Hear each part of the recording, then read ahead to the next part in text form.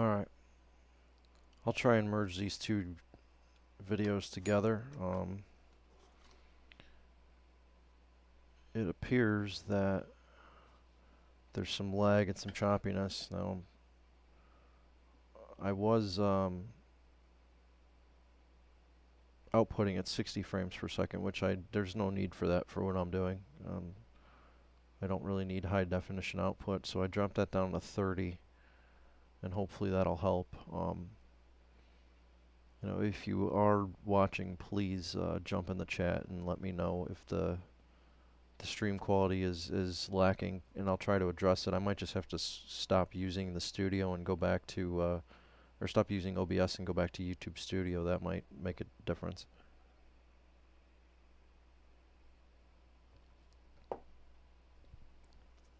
So hopefully this is a little bit better. And actually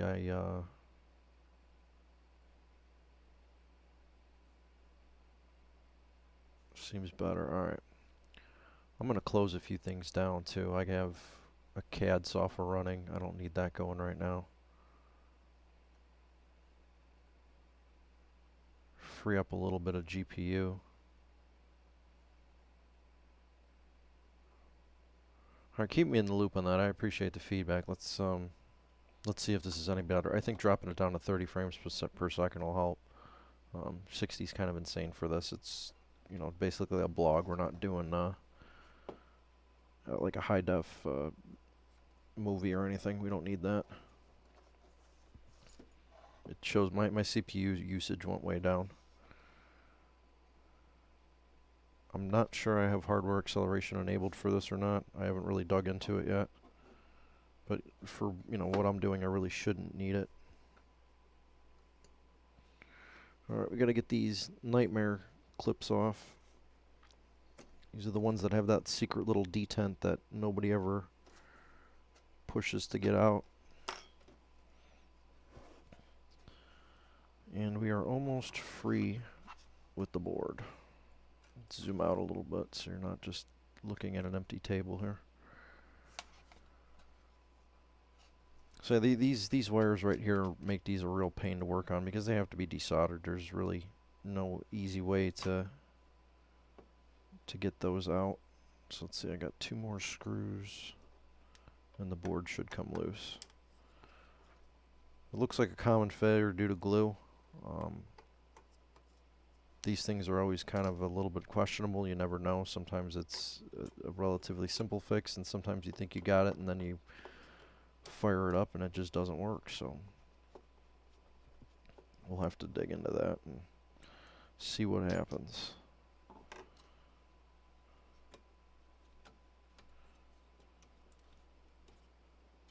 I think we got all the screws out. Yep.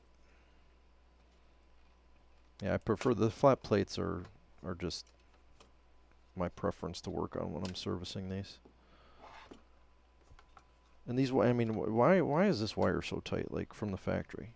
You mean to tell me that they couldn't have made this an extra inch so you can at least move the board around or do anything with the board? Like there's no logical reason why that wire needs to be that tight. I could see if it was like gold-plated wire or something, but it's little annoyances like that. And the quality team should have said something when they were, making these in the factory. Like, hey, maybe we should just add a little bit of length to that wire so it's not stretched to, the farthest extremes.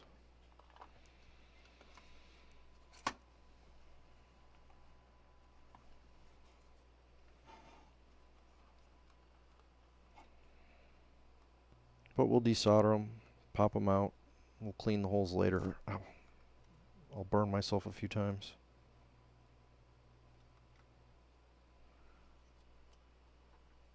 And we will get back to making this amp do something. Now these are kind of hard because you can't really reach them, so I don't know which wire I'm grabbing.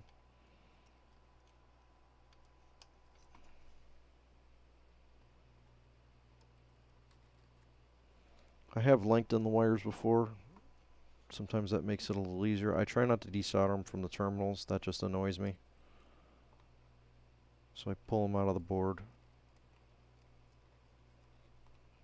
if I can.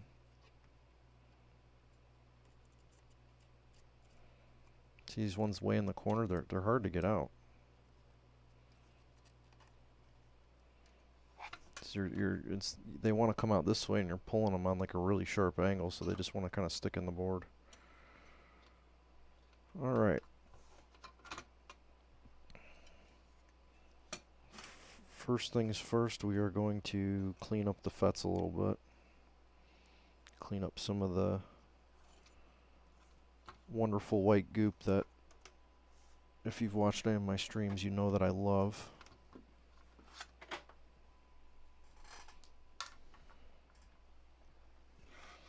I will say though, it does feel nice to have some elbow space on the bench. I got room for my snacks, room for my coffee.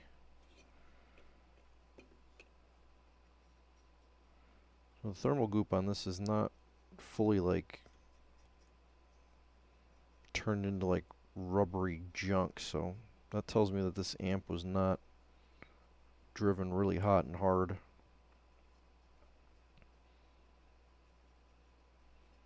You can tell a lot from the thermal paste, to be honest. Like if somebody's really pushing their gear, this stuff kind of dries out, and this still has a little bit of the like silicone wetness to it, so chances are this was a weekend warrior, and the aging glue got the best of it before somebody could blow it up.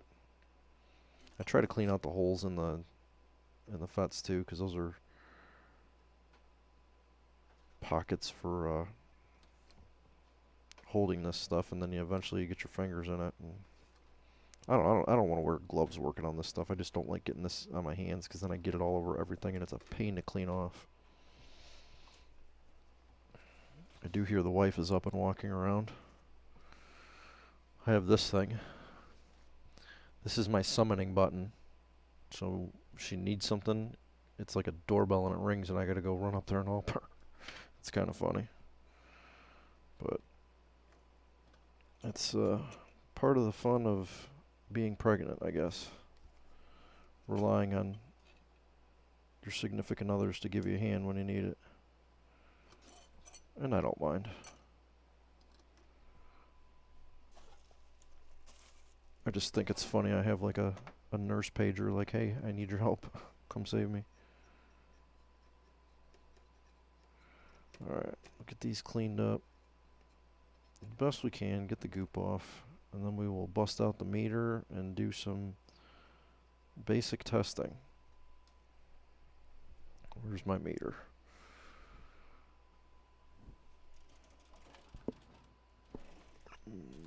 Good meter is MIA. We will go to the old meter.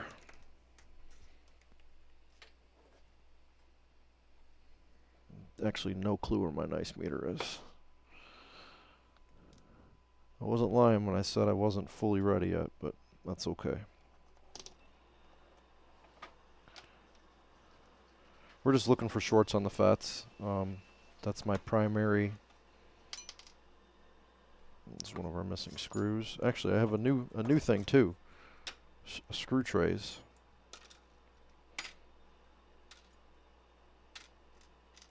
I don't know what these are. I think these are lids to a guacamole container, but they make really nice screw trays. And I need to get in the habit of putting all my hardware in like little bins instead of just having it fly around all over the place. So, all right, let's check the FETs. So the FETs are right here. We're just looking for shorts. That's it. And yep, there's one right there. So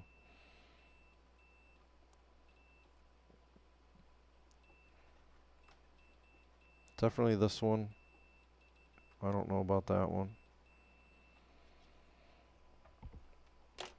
So this is looking like a pretty standard fix. It does look like somebody was in here at some point.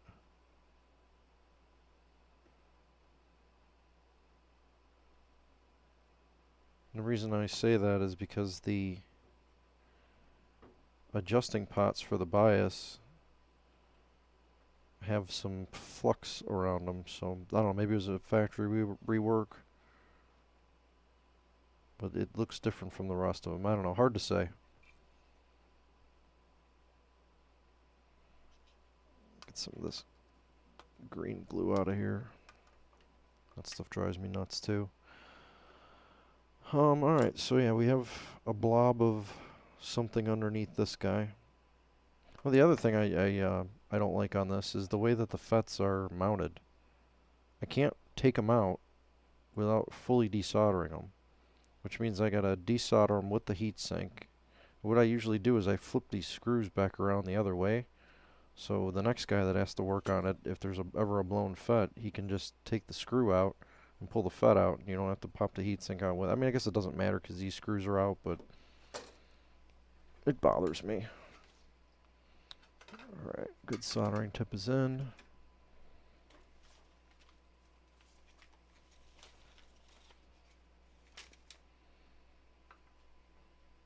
I have like computer stuff just everywhere scattered all over down here.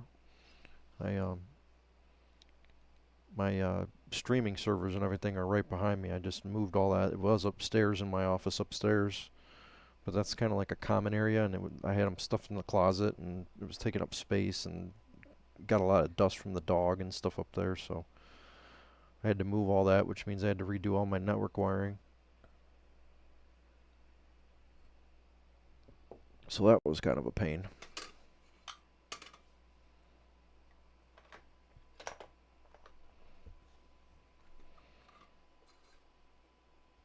Well, we're getting there. So I got the solder sucker heating up.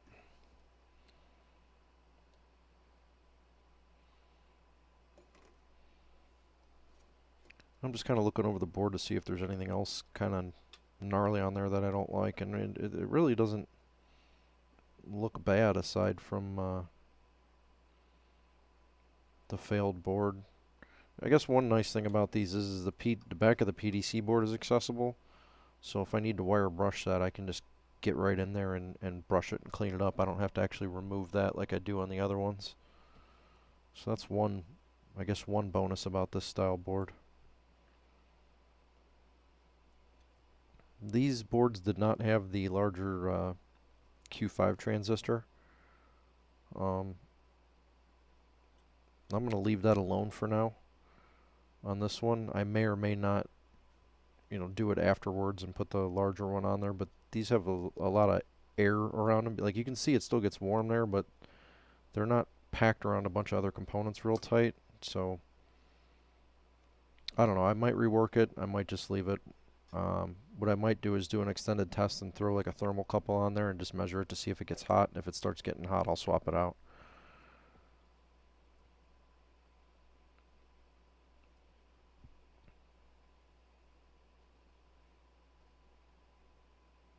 Alright, we're up to temperature now.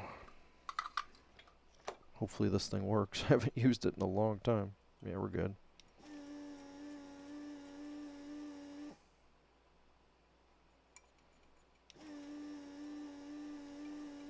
This is not my favorite tip to have in there, but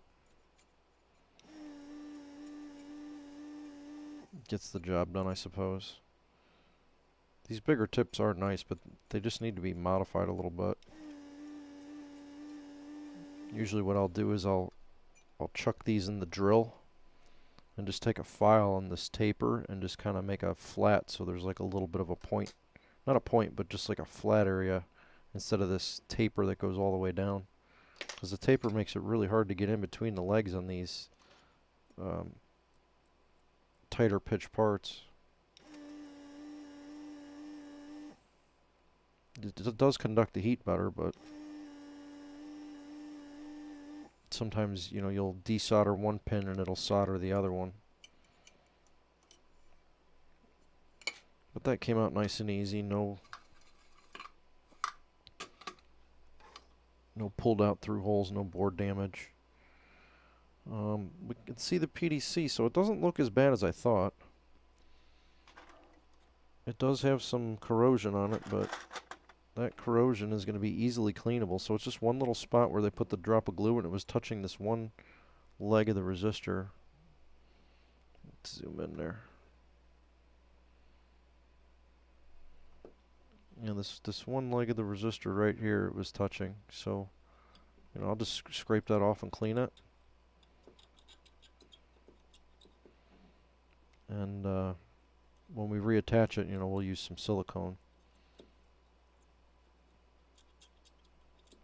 So I don't even really need to get the wire brush out and hit it. I don't know where the wire brush is anyways. That's one of those missing in action items. But the nice thing is I can go back and watch this stream and then I'll know exactly what I'm missing, what I need to get. So there is still a chance that the diac is blown, but I can probably still rework that in board without causing too many headaches. Our resistors here, our main output resistors look good. I like to pull these a little bit forward and get them away from that plastic. I believe this is the connector for the LED in the front. It's either that or this one of the two. But either way, I like to get these do get warm, so I like to get them away from any plastic that's in there. Alright, let's start the recap. I hope I have these caps too. I should probably check that before I get too far in here. This is what, 470 at 200 volts. Parts have become harder and harder and harder to find. And they've gotten more expensive too, which kind of sucks. Let's see if I have small ones here. Let's see, two 200s, 470 160s. Here's a fatty that won't fit. Looks like all I have are these tall ones. I will be making some parts orders, that's for sure. I do have another bin of overstock parts on the other side, but the tall ones should work because as long as it's shorter than this plate, you don't have to worry about it, and we got plenty of room, so we should be good there. One thing that's not going to work though is my soldering tip. It's going to be way too big for these, or way too small for these pins. Alright, maybe we hold off on that for now. I'm a little rusty on my workflow. We'll do the small recaps first, and then I'll go back and change the tips out, and we'll go... I think that this one has smaller leads. We'll do the big one last.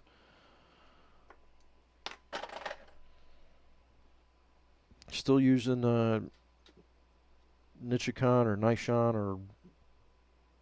I don't know, whatever you want to call it. The end caps. Or the con caps. Rubicon, Nichicon. They're still my preferred caps to use. Tier 1. I have been buying some Panasonics for some other projects just because it's certain sizes are really hard to find. But I have not yet had to drop down to Tier 2. And I hope I don't have to. This cap here is a pretty common one that fails. This is the power filter cap for the dashboard.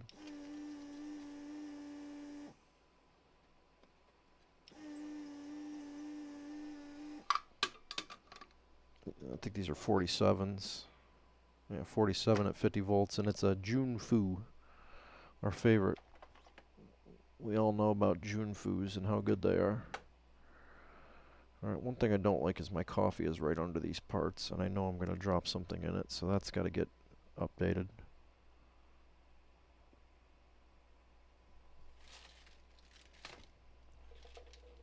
I need to find, let's see if I can move this right now. Give me a second here. I have a heating pad for my coffee to keep it warm because I hate drinking cold coffee. It used to not bother me, now it bothers me. We are running low on 47s. I hope we have enough. I have 2. I'm probably going to need one more.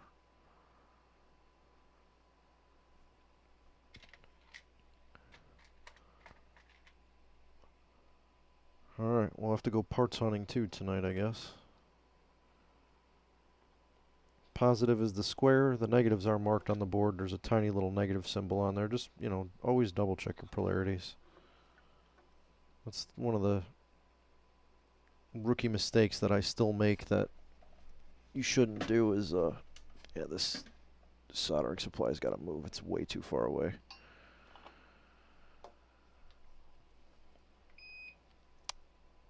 And solder. Where's my solder?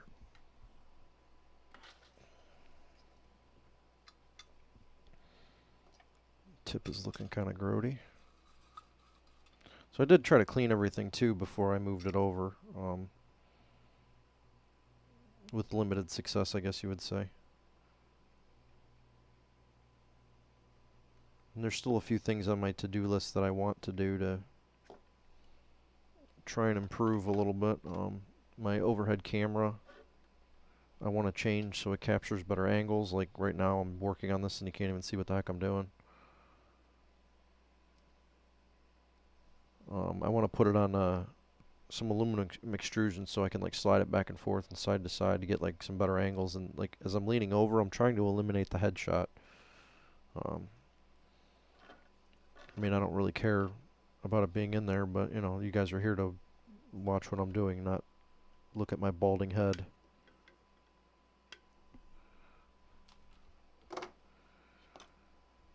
Alright, so one down. These are the rest of the low voltage. Actually, we might have enough, because I think there's 200s in there. To just snip the glue out. I don't really care if I break or destroy these. Who is messaging me? Wife is messaging me. Stand by, please.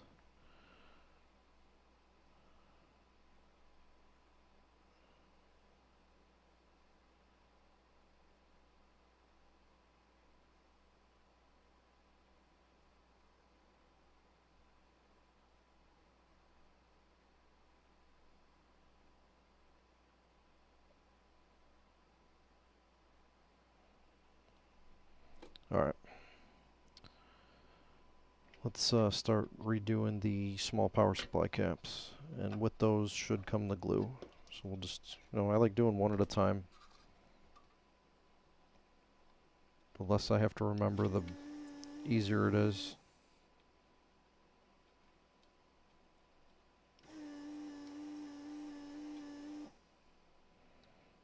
This should be our 100 at 35, and it is. And it's a Junfu.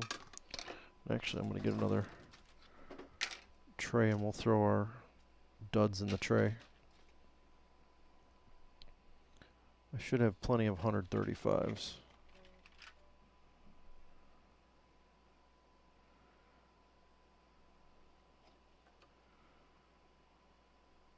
And again, they're marked. Just make sure, you know, that on these boards, the square pad is your positive.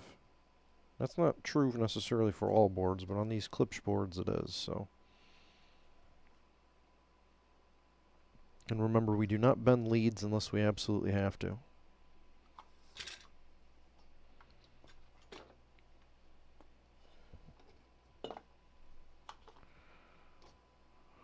I like just setting my leads on there because, you know, this equipment was not meant to be serviced, but that doesn't mean that it can't be. You know, like these, as long as the surround on the speaker's good, and you know it doesn't dry rot and it's well maintained, this amp will work for a long freaking time, especially if you unplug it. Just don't leave it on standby for 15 years. I know some of you have gotten lucky and you leave the sub in the corner of your basement and it's worked flawlessly for 20 years, but not all of them are like that. 47 at 6, so this is a little bit different.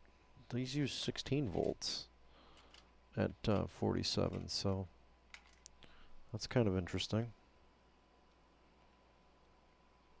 I'm used to seeing them all be 50.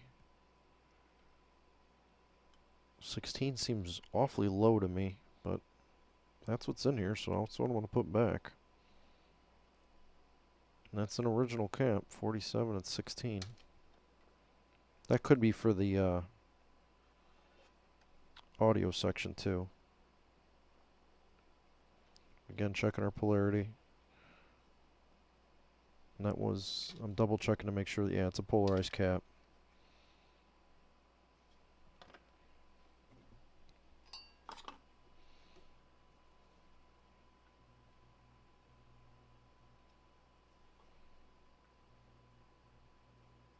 This isn't my traditional solder tip that I use either. I should put my regular tip on. I mean, this one works. It just doesn't allow me to get really down and in there. Actually, I got a new tip. We're going to try a new tip. It's got a little curve to it. Grandpa would call that a pleasure curve.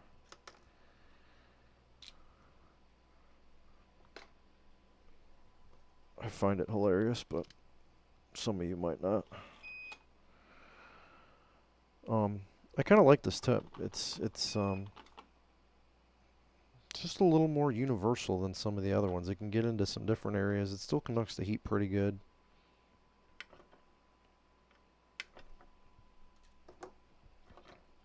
We'll try that one for a little bit and see how we fare.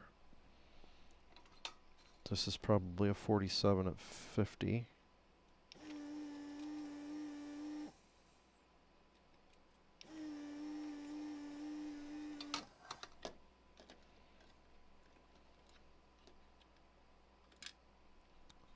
Get my tweezers out too. Help me pull some of these parts out. Let's see what we got here. 47 at 50. We're running out quick.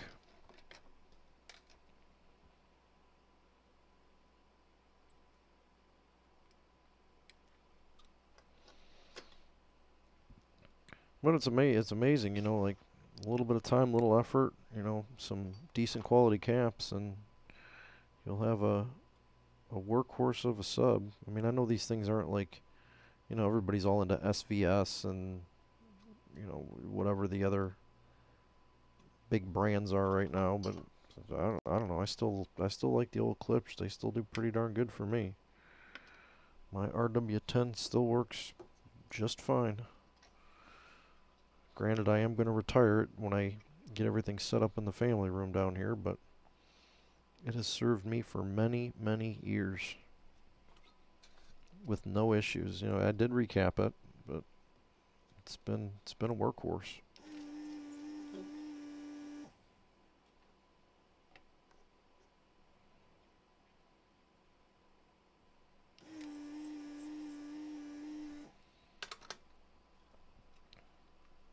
And these, you know, these sub 10s and sub 12s, they're good. They're good components. I don't know. I've had a sub 10 for a while. It's been heavily used, and I have no complaints with it. I mean, it doesn't put the SPL out like a bigger one does, but you know, not everything's always about volume too. You know, some people like that really fast attack, tight bass, and you know, these systems can do that. You generally want a smaller driver for that really fast attack. So depending on what kind of music you like, you don't need a monster driver to get good bass out of it. Well, if you're going for movies and you know, you really like those low frequency effects, then yeah, you want to go with something a little bigger, a little more powerful.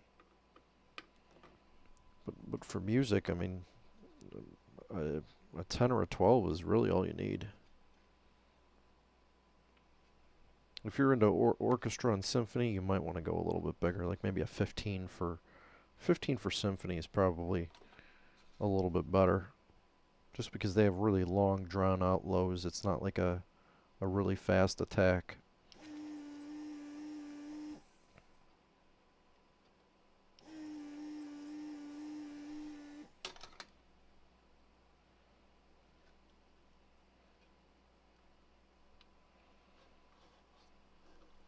These are good party music subs too if you like to entertain and you just want to throw on, you know, Spotify or YouTube Music or whatever you use for your streaming. I'm not an audio snob. I don't do FLAC or any of that crap.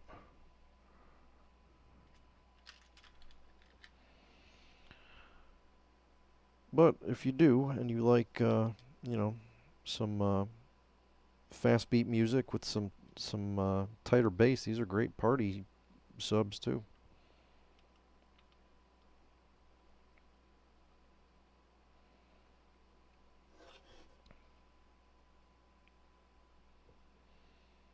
Checking polarities again. Always checking polarities. Making sure that the leads are in the right hole.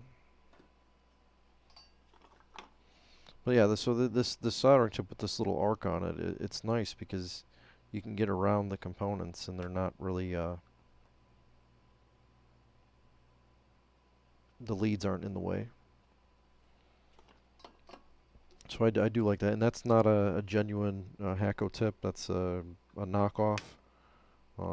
I generally only buy knockoff tips now just because the new ones are too freaking expensive. You know, you get a 3-pack with different sizes of these, and it's like $11 or something. They're ridiculously cheap, and it works great. Like, you know, I bought some and I tried it out, and I was really pleased with the way it worked. So, you know, and nothing against the manufacturer. You know, their tips are great too, but their prices aren't great. So.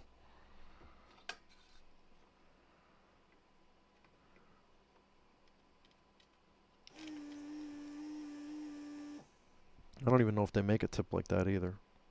That might be an aftermarket only. But my tip collection, I have two genuine tips, and all of the other ones are aftermarkets or clones. The holders are authentic, the little foam pad things that my hands go on. But those are reasonably priced.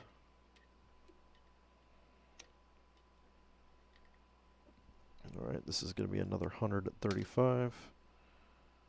I am guessing. Which I can't read because of the glue. Yeah, 100 at 35. So we're, I don't know, a quarter way through the recap. I'll just continue popping these in here until we get her done. And then I got to figure out how I'm going to test it. So I do have something really cool that some of you will be excited for because you've been asking for it. Is some of you have wanted my scope traces, like when I take a measurement, to show up on the screen. And I have, it's not ready yet, but I have a way to do that. And we'll bust that out later when I'm testing this, and I'll show you this cool little scope that I got. I actually found it on YouTube. Somebody was doing some kind of repair video, and I saw it, and then I looked it up, and then I found some review videos on it, and it was pretty good. But the neat thing about it is that it has a video output on it, and that means that I can make an overlay on the screen, and you can actually get a high resolution view. Well, I mean, not high resolution, but you can get a better view of the scope traces. I think it'll be 480p, but still better than a camera shot on a little screen like this big, just looking at a waveform. So we're trying to make some improvements there. All right, we'll do the audio section next, and so we have these 4 and these 2, and then just the 2 big boys. And then I got to start digging for my test equipment so we can try to fire this guy up. And this will, let's see, does it say how long I've been streaming for? Yeah, about 30 minutes, so this won't be a super long video. Hopefully. I'm pretty sure I just jinxed myself.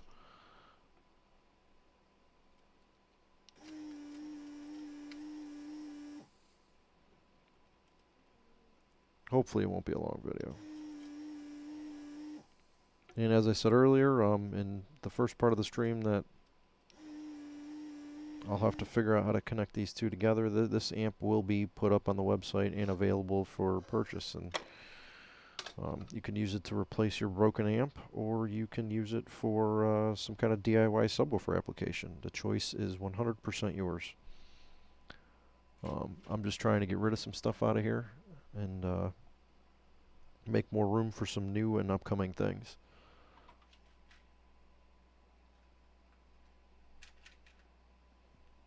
And I have way too many subs and speakers too. I've been promising the wife for a long time that I'm going to get rid of some of them. So I got to keep good on my promises.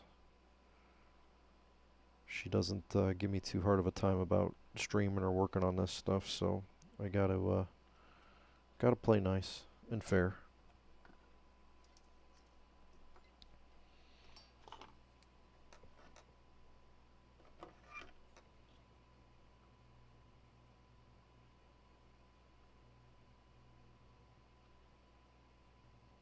still want to figure out a little bit of fume extraction in here. I'm not really worried about it. I do run an air filter in this room. I did run an air filter in the other room. But I do want to try and capture some of this off-gassing or whatever it is and vent it outside. I'm not really concerned with it. I've read the reviews and it states really it's only a mild irritant, but I don't know. Might as well be as health conscious as I can and keep the contaminants at a minimum. You know, this is a much larger room. Actually, it's, I don't know, 13 by 40. So I got a lot more airspace in here. So hopefully the air filter will help with some of that.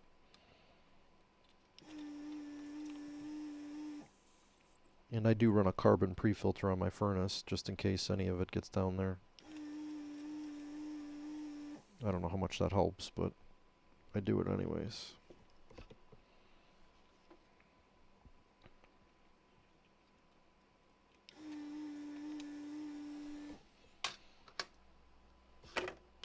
So these are the bipolar caps in the audio section. 10 microfarads at 50. I got plenty of these, which is nice.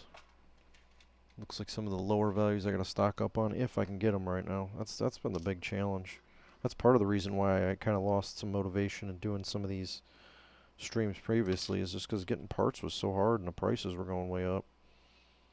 And not only that, like I've been struggling with sourcing parts at work, and you know, well, my traditional title was not an electrical engineer, but I have since assumed that role at my current job, so when you're doing this kind of stuff all day, you don't really want to go home and do more of it. You know, it was nice to have a little break, so I know some of you guys missed me, but I assure you the break was good for me, and it helped me get organized and get some stuff done that I needed to get done, and now I should be able to do all this better. We shall see.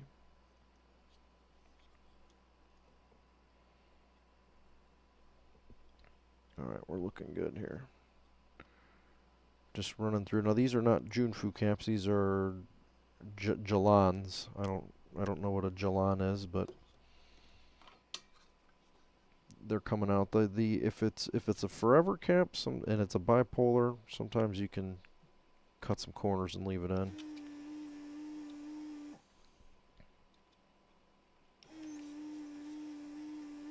The forever caps are generally really good caps. I have not seen too many issues with those. 4.7 at 35.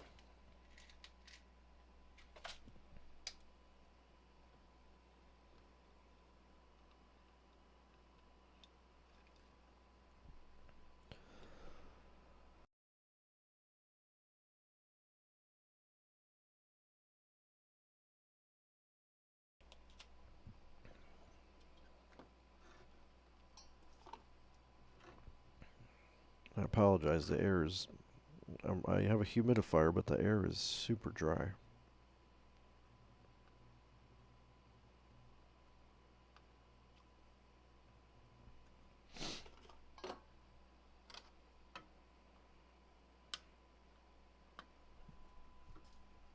Alright. Got this guy over here. And then the two that are up front here by the controls.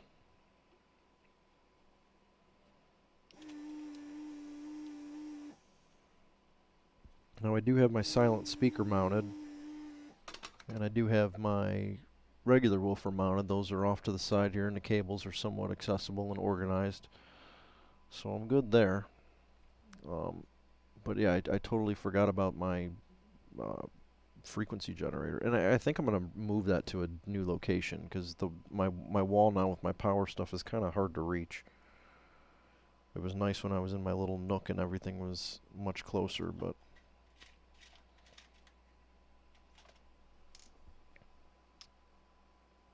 Like I said, we're still trying to figure out the ergonomics of all this, so.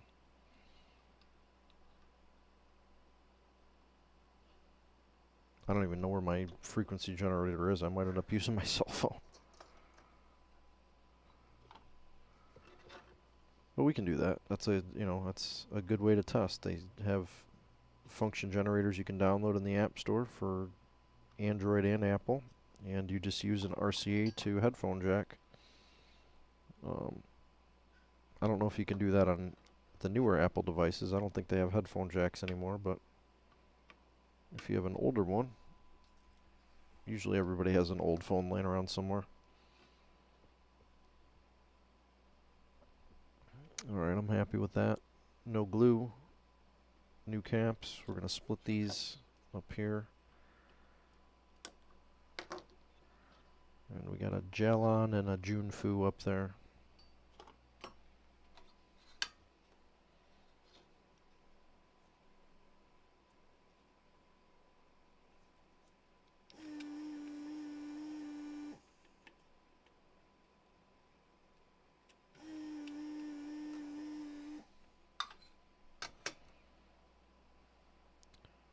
One micro at 50, and it is a bipolar.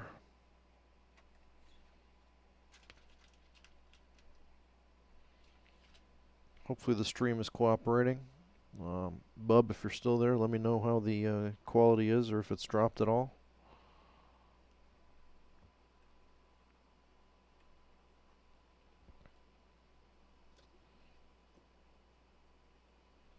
Hopefully it's still going. I do like that the chat is built right into the streaming software. That's kind of cool. So I don't have to try and look at multiple windows. So if I do have a schematic open, I no longer need like 3 screens to see what I'm doing. So that's kind of cool.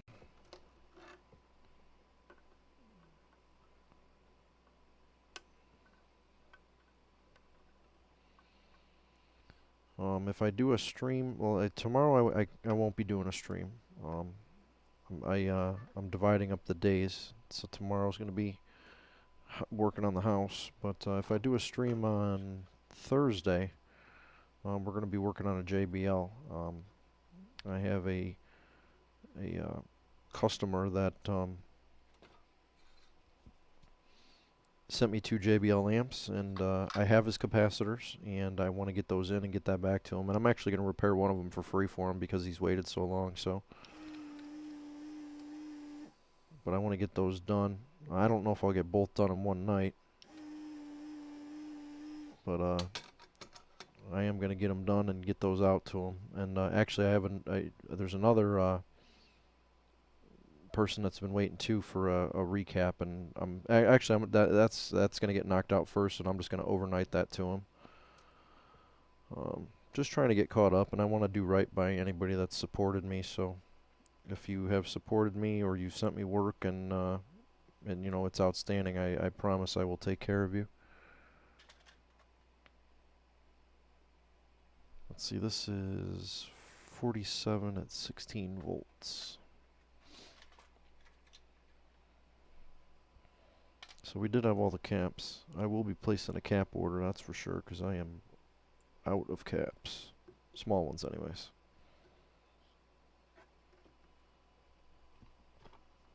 So yeah, I'll be streaming on Thursday night. I don't know what time, but I will be doing a repair stream.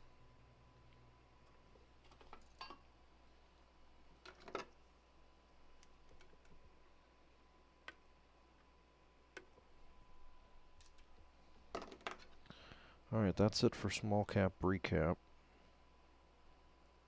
Next is this guy, which will use the same tip. Then we're going to cool down. While we're cooling down, I'll do a FET change, and then we'll get this guy out of there.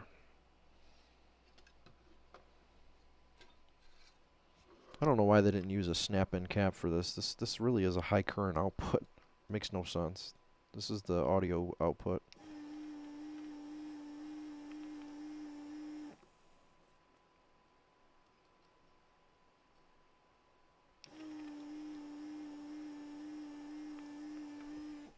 very common place to rip out the through holes too. It's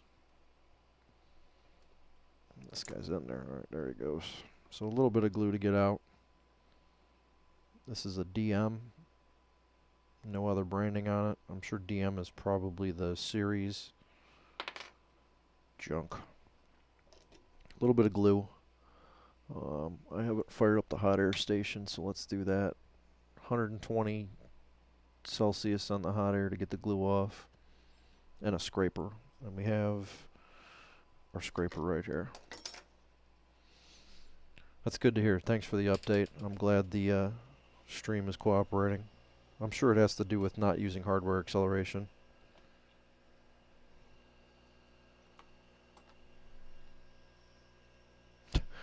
Those JBLs are yours? Well, well, that's good to know. So I feel better because I feel terrible that it's taken so long to get those done. But well, you're getting one for free, so you heard it from me, and the internet's my witness.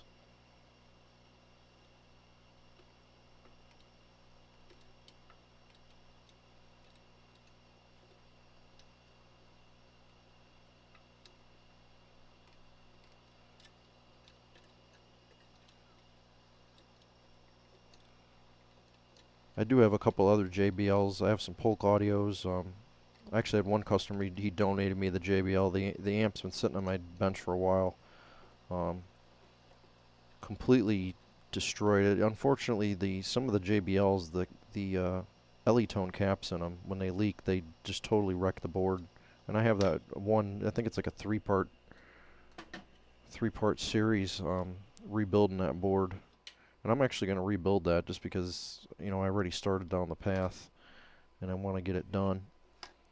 But yeah, some of them JBLs are extremely difficult to fix, and we talked, and you know, I told him it's going to cost, you know, too much to rebuild this board. I said, you know, what do you want to do? And he decided to donate the amp. So it's more of a challenge to see if I can get it going. I don't have really high expectations because it's even worse than the first one, and that was a 3-part series video. So we'll see, but I want to try and get that done, or at least play around with it. So we'll have some interesting and difficult repairs coming up. 470 at 100 volts. Do I have this? I have 470 at 200, 470 at 160. Might have to go cap hunting.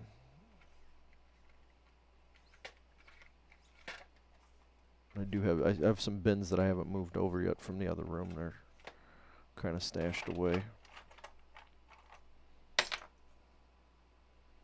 I can throw a 160 in there if I have to. You know, higher voltage never hurts. But I do like to keep them, you know, as original as possible. And I guess it doesn't really affect the authenticity of it. It's just it originally had a 100-volt cap in there. I'll get the 160 out just in case I don't have a 100. Wait a minute. Unlabeled. There it is. I mean, you can see the difference between these two caps. And I mean, the size isn't always everything, but the weight is too. And I mean, this is a densely packed cap. It's bigger, it's heavier. Like, this thing feels like there's nothing in it. It feels like an empty can. They're just not high quality parts. It's just junk.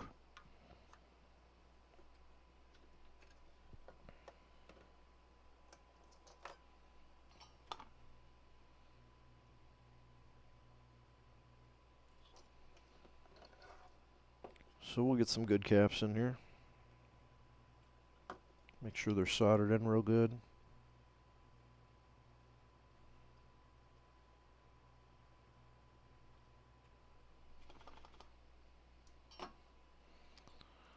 Alright. So one of the cool things about working on, you know, a lot of these speakers and subs and circuits and stuff in general is, you know, it actually really helped me out a lot at work. I'm a mechanical engineer by degree. I've just always liked dabbling and tinkering with electronics, and our electrical engineer at work retired, and a replacement was not brought in for him. So that left us in a pretty bad situation. But you know, I was able to do some learning and reading, and I was able to get to a point to where I could do some of the work that he, you know, previously did, and kind of pick up where he left off. And I've been extremely successful so far. I'm actually I've decided to go back to school in the fall. Like I need something else to do, right? But no, I'm gonna pursue my second degree, and it's something I've always wanted to do. Even before I graduated with my first one, I've always wanted to get 2 degrees. I don't know why. It's just a personal goal, I guess. But it put me in a pretty good position to where I'm so far ahead of any new candidates that they bring in. Like I pretty much assumed the role on my own, so I'm kind of proud of that. And I wouldn't have been able to do it if it wasn't for working on these things. So it's pretty cool how you know, different hobbies can lead to different paths and avenues and interesting things in your life. I've met some really cool people from doing this. Some local people. I've had you know, I've hung out with some local guys that are really into, you know, classic audio, and some are into modern audio. Um, some tube guys I've hung out with. It's just, I don't know, it's kind of cool. It's like a little sense of community, and you get to meet some interesting people. Alright, we are cooling down. I don't have my water cup over here, so I cannot speed up the cooling. That'll be another note added to the video to get my tip cooler. I don't see my alcohol here anywhere either.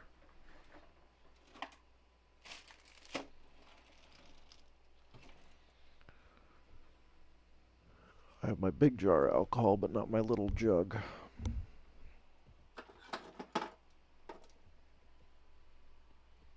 Baby steps, I guess. Baby steps. We'll get there.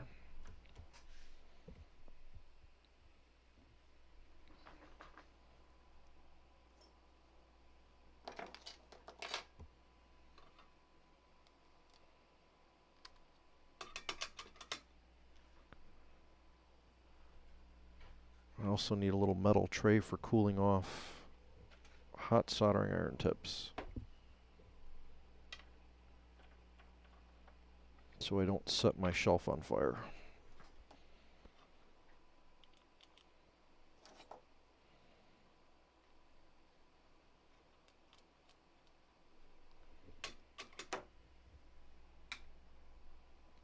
Alright, last cap, the big boy.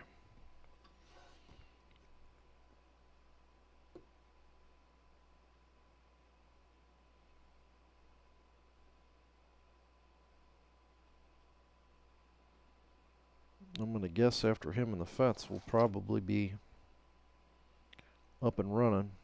And we'll do, I can do a simple power test. I can just pop, yeah, make sure you put the power on the right side. Don't put the power here, power goes here.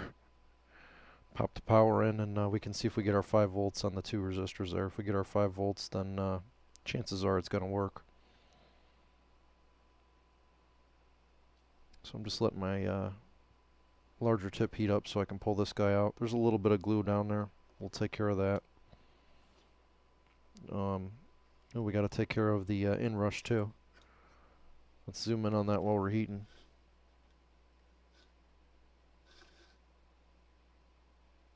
Come on, focus. That's kind of focused. But yeah, you can see, so what happened was the PDC board here shorted to the heatsink, which is grounded through these metal pads here.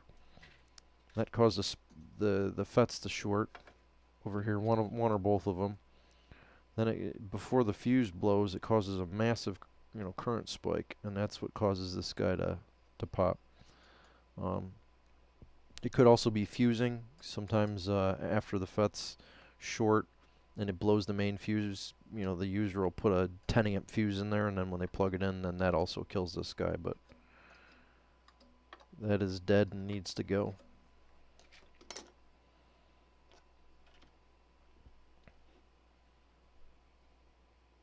The main purpose of this part is when you plug in the amp, it doesn't whack your wall power real hard. Um, these inrush limiters. They're designed to slowly let the current rise in the supply, so you just don't frickin' hammer it. It's kind of like a shock absorber for power. Because when you first plug these in, the caps and everything want to charge right away, and you know, you get a really sharp current spike and it just goes straight up. This kind of makes it into like a slope, so it kind of gradually rises up. Takes a little bit of the abuse off of the components and your line power. Now something like this I don't think has enough to trip a breaker, but it definitely helps with that issue to alleviate that if it was something big enough that could trip a breaker. Or if you have a bunch of other stuff running on the same line. So yeah, that glue is toast. Don't want to run that in your system. So hot air needs to be adjusted just a little bit. Most of this glue is crispy. I'm just heating it up to try and help get it out in case some of it's still a little gummy, and the heat does help. Now this, you know, the glue underneath the cap is not as critical because it's not really touching anything. So you don't have to go, you know, totally crazy scraping it off. You want to expose as little copper as possible on the board. But you also want to get a majority of the glue off if you can. But if it's not at risk of shorting anything out, you can leave a little bit of the residue on there. It ain't gonna hurt nothing. You know, I try to be as thorough as I can, but I don't want to damage the board either. And this one is one of the better ones. They really didn't blob it on. This one was built on a Friday. The guy just wanted to get done and get out.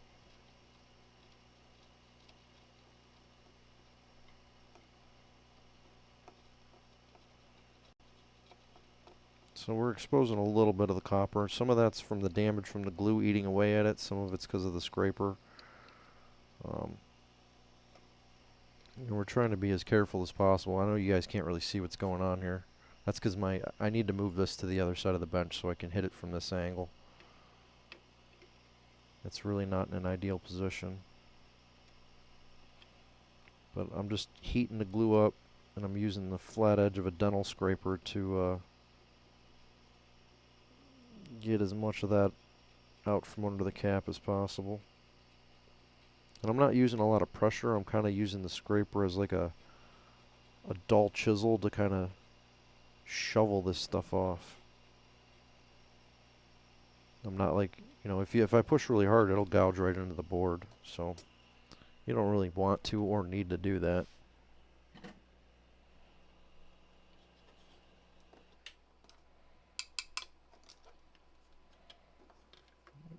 So it got a little hot. My table has a rise in it. This is like self-healing stuff, though. Probably should get my silicone mat, though. Silicone mat does help not distort my work surface. Alright, so you can see that most of the residue is out. There's a little bit of exposed copper down there. That ain't gonna hurt nothing, but you know, you don't have that dark, nasty brown stuff. Now there is some in this cap. To get that off, I'm just gonna use my snips and just cut it. Usually it'll just pop right off. And this is actually still a little rubbery, but it's not gonna touch anything on the top of the cap. It just kind of looks disgusting, so we'll just get in there and give it a little bit of a clean. You know, these things are kind of delicate. You don't want to break the coating on them. Just a little bit. Alright, I am happy with that. There's a little bit on this box cap here. That ain't gonna hurt nothing. It's not touching anything. We can leave that alone. We cleaned off the back of the PEC. Now all we gotta do is take out that end rush. Ooh, that board is hot. 120C is hot to handle.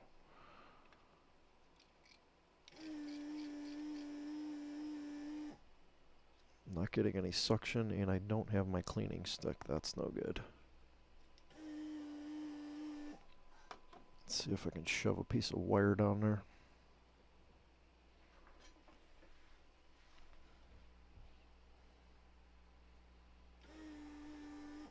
Can't desolder without suction. Suction is important. I gotta grab a piece of wire. Stand by. Luckily, most of this stuff is close.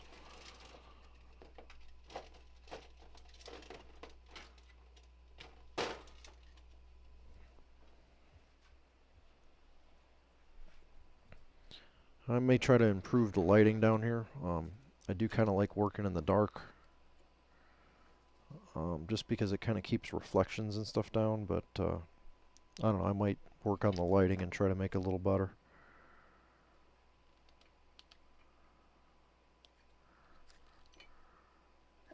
When I get the workshop cleaned up, you know, I'll give a little workshop tour, I guess. I'm sure people will be curious about that.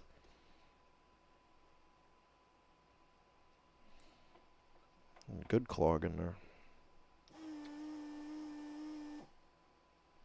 So this is a piece of copper wire. It's really not ideal for cleaning out a solder sucker. It should be steel, but I could have used a cap lead, but this is kind of a big opening, so I'd rather use something a little larger to make sure that it's fully cleared.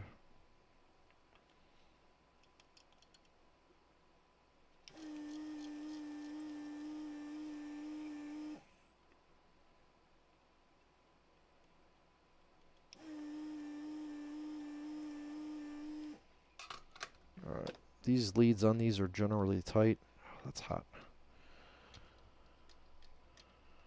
You know, you gotta work them a little bit. Don't be too aggressive. We're not trying to rip it out of the board, but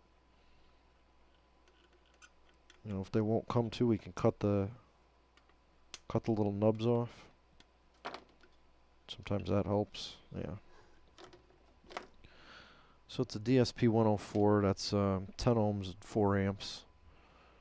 NTC or inrush current limiter, and I have those here somewhere.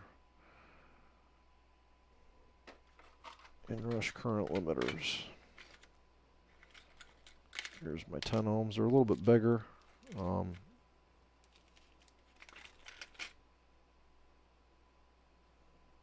ohm 8 amp. These are the 4 amp ones.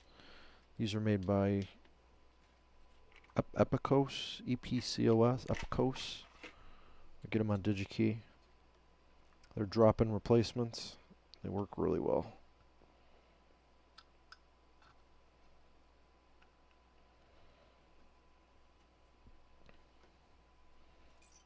And I've shown the data sheets on these parts before, so we know that those are correct replacements for what we're trying to do.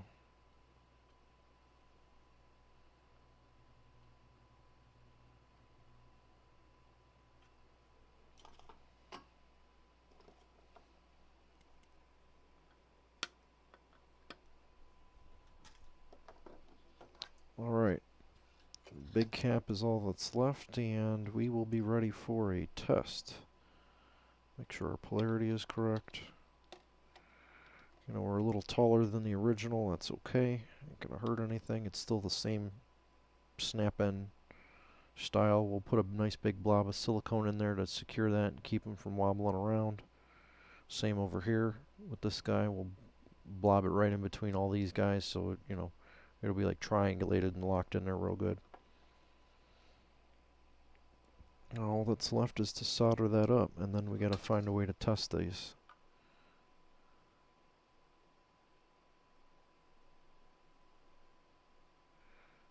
Nice big leaded hot solder joint in there. I like using the solder sucker when I'm doing these large caps just because there are some decent sized ground planes on there, and I want to get the heat in there to make sure that it's not a cold solder joint.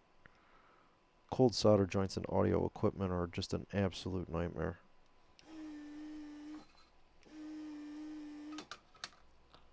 Alright. On to the FETs.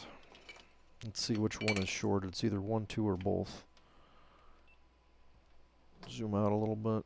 Get the meter in there. Put our tools away.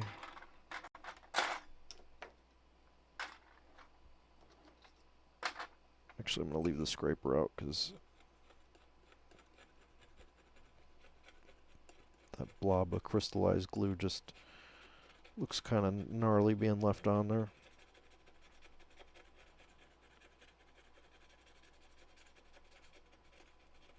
Actually started eating through the, so this is how you know it fails. It's eating through the anodizing on the aluminum. You can see it there.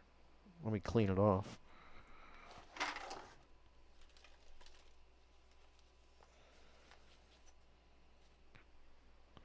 So that's wiped off, and you can see this spot. That's a bare aluminum right there. So whatever's in that glue, it's gnarly. It will eat stuff once it goes bad.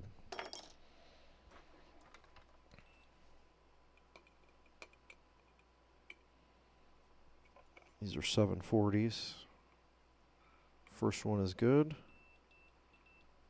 Second one is fried. So these were in like that. So it was the, I don't know, left or right, whatever direction we're facing. I have new 740s. These are gonna both get replaced. I'm actually running pretty low on 740s also.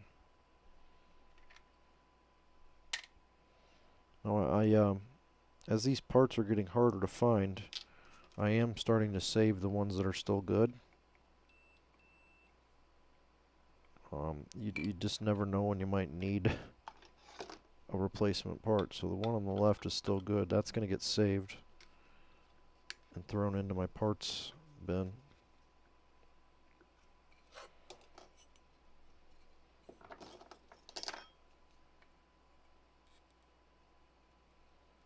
And I mean, there's other replacements available, but I just, eventually I'm going to reach a point where I'm not going to be able to get parts for these things, so saving whatever I can to keep these going is going to become more important as time goes by.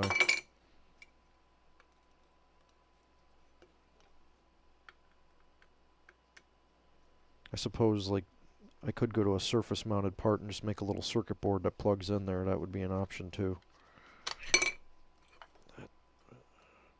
Alright, I need to get a good pair of pliers too because I'm snipping my fingers and that hurts.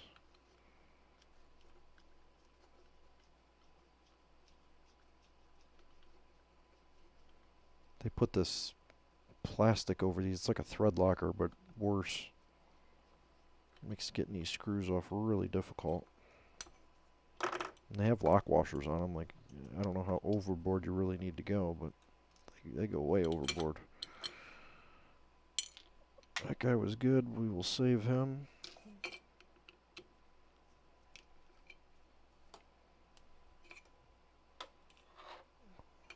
Wire strippers have decent pliers on them.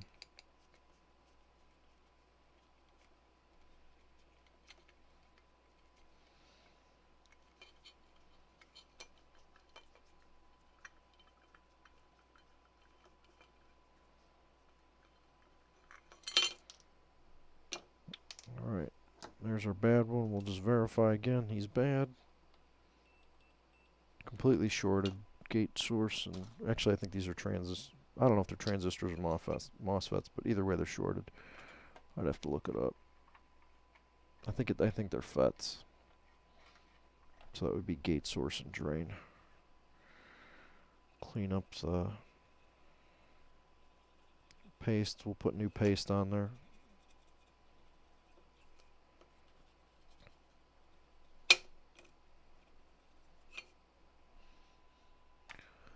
As much as it pains me, it makes me sad.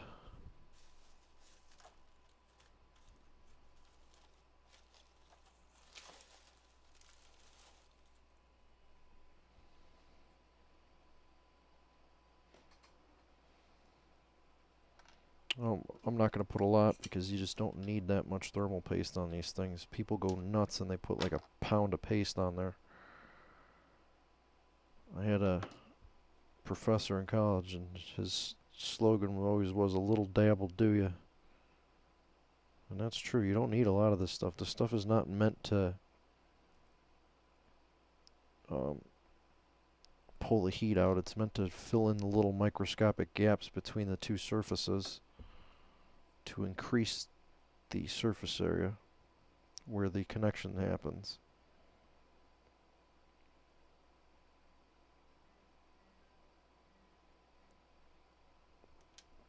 So just you want just enough on there to you know, get a nice thin layer. It should almost be translucent. Doesn't need to be crazy thick. And we will start reassembly. I'm going to put the screws back in the regular order because these have nice heads on them, and I want the nice heads grabbing on the tabs. I know that kind of sucks, but either way, you got to take the screws out on the heat sink to get the board out of the plate, so it really doesn't matter if I flip them around. If the plate was screwed into the board, or the heatsink was screwed into the board and not the mounting plate, then it would be a little bit different, and I would say probably flip them just to make servicing a little easier on the next guy, but with these, it does not matter. So we're going to just go mildly snug and make sure they're straight. That is one thing that does kind of suck with these, is getting the alignments right. If they don't have the little washers in them, they tend to want to turn on you, and makes it somewhat, you almost need 3 hands to do this properly. You need like one person, or one hand holding the part, one hand holding the screw.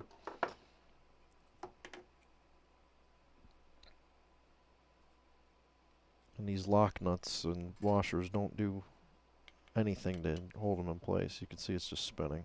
It's super annoying. And I can't get a screwdriver in there from the other side.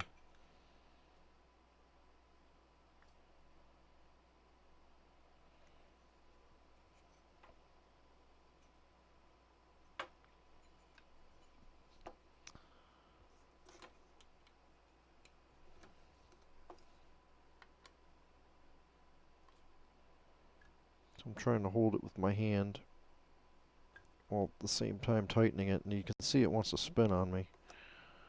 It's because there's no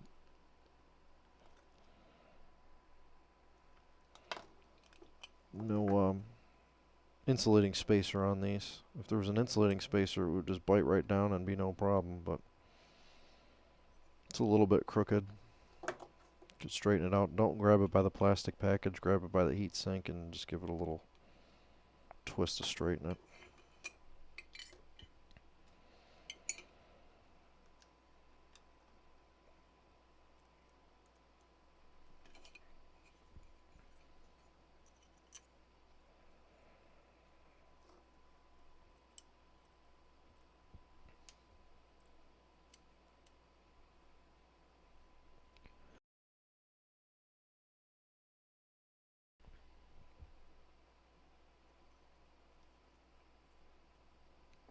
Get the second one in there and started.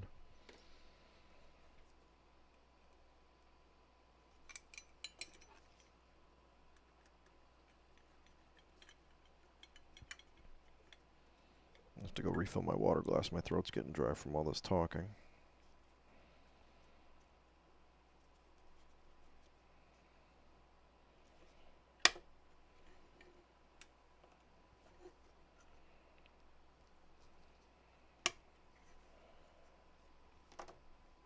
Really need a better pair of pliers for this.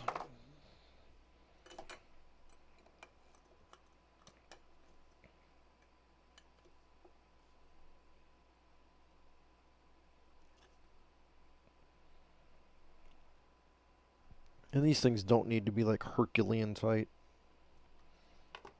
Snug.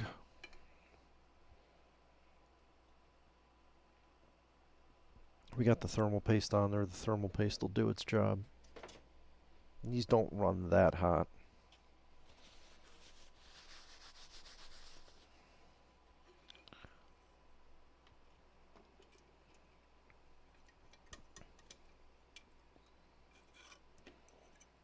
Bent our leads a little bit on this guy, but we'll straighten them out.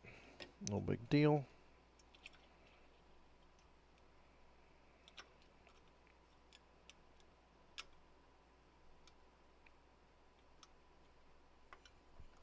Alright, and we're in. Now we want our mounting holes to kind of line up. So one of the things you can do is just from the bottom side, just drive these screws in there.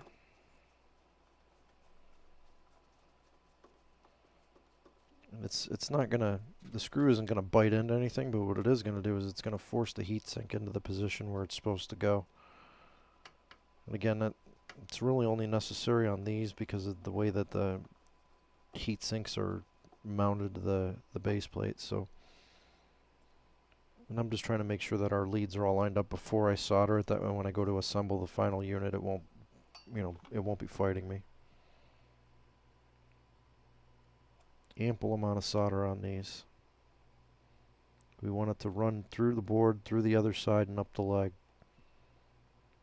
That's very important.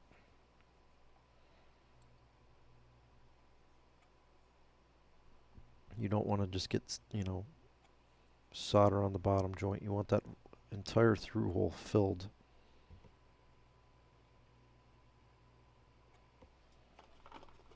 And these are only 2-layer boards, so there's not like anything going on the inside. And give it a little inspection.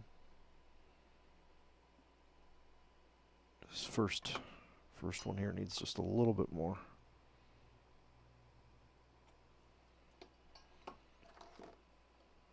That little piece that I dropped needs to go away.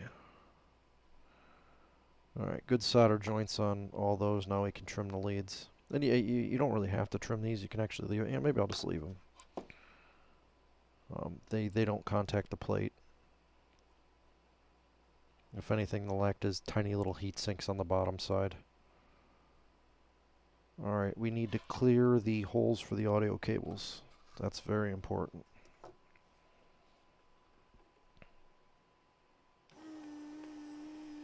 You can do it from the top side, but it's just easier to do it now.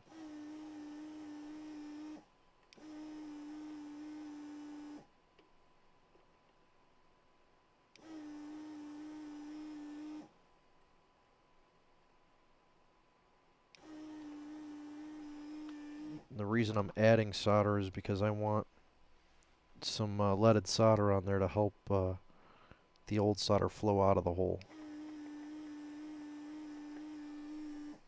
And I want to make sure those holes are as clean as possible.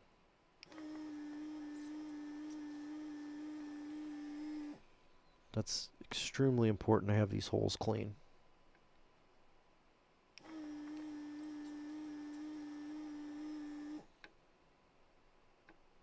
If they don't come clean, resolder them and do it again. Not clean.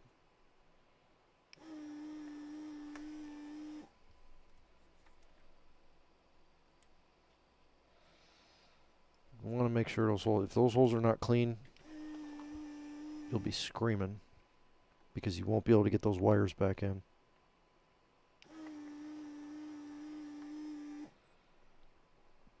The first and second one do not look good to me.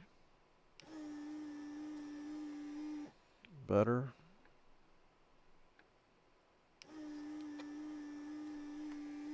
Better. That's an important step. Alright, let's set this aside real quick. I'm going to put my FETs away. I don't need those out anymore. Clean up I don't need my pliers right this second. I'm going to wipe down my desk. Get all this junk off of it.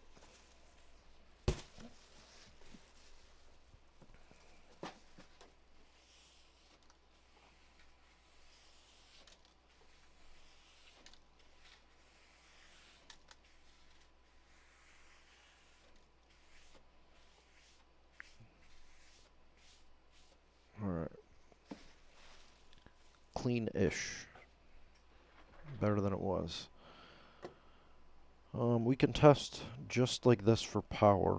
For audio, I think I'm going to put it back in the plate and hedge my bets that it's going to work. I know that's kind of dumb to do, but I'm going to do it tonight because I don't have my function generator set up. I don't have my little cable that I custom made that I can solder in there to test. So to try and save a little bit of time, I'm going to hope it works. So if we get our 5 volts, I'll feel a little more confident that it might work. I gotta get my power cable though. I don't know where my... Oh, actually I do have my power cable. I left it in my thing. Cool. Alright. Line is black. Neutral is white.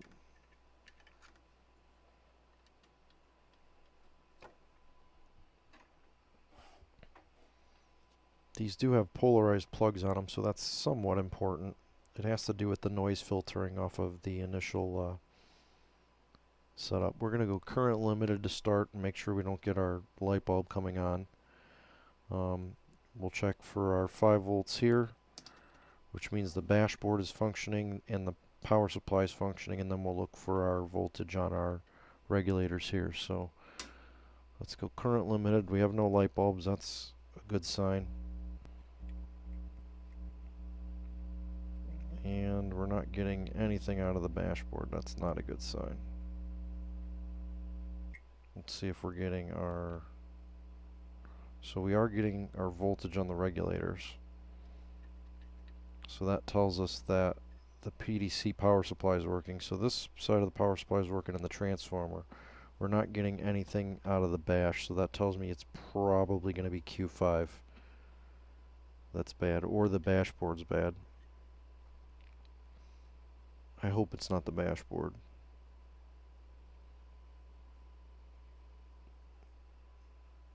Just for the heck of it, let me check that again. If it comes out as 0.5 volts,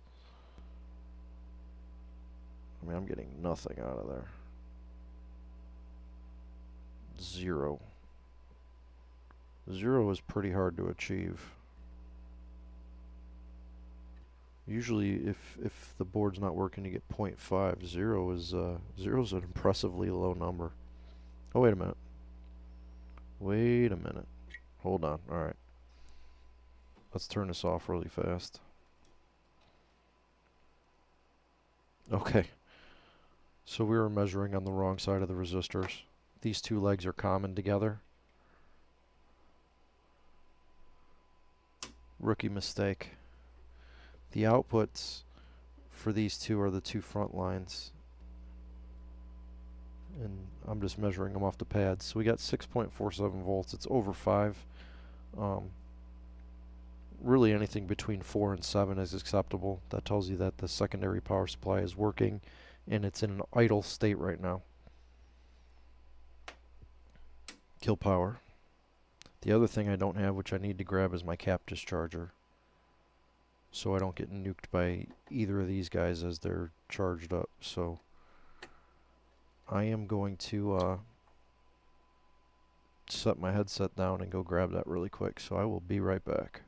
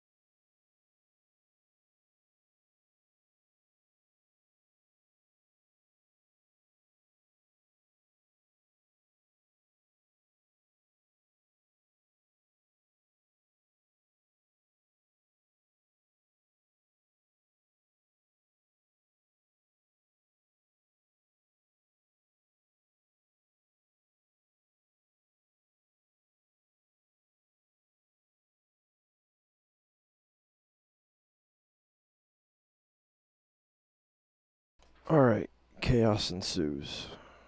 Let's get back to where, so I got my cap discharger, and all this is this is a transformer out of Pro Media 4.1, the old version, not the, it uses the transformer power supply instead of the switch mode power supply, so it's like a Gen 1.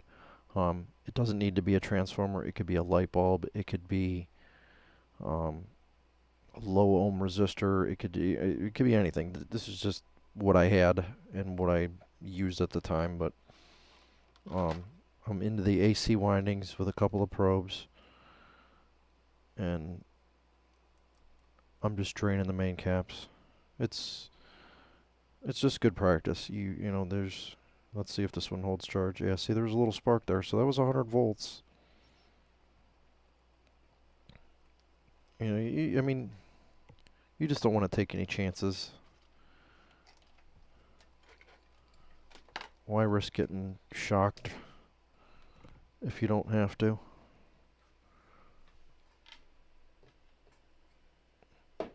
So I will find a place to mount that. And I got my function generator too, so we can test. It's not mounted. I have no idea where I'm going to plug it in yet, but we'll figure that out in a little bit.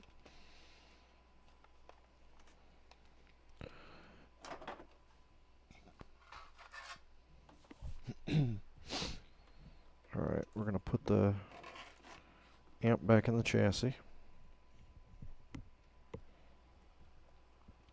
After I unsnag my headphones, thermal paste down there is fine. I'm not going to mess with it. Get rid of that. I'm going to re-smooth it out, clean it up a little bit. I'm not going to be using the power through the cord. There's no fuse in here, and I don't know where my fuse box is, so it's somewhere above me. But it will have the proper fuse before it is sent back out. And it will have a burn-in test also. This little blob right here is for the temperature sensor. You really don't need it, but I always bend the sensor forward a little bit just to make sure it's contacting the plate. I do not glue them to the plate. There's no need. Glue is actually like an insulator.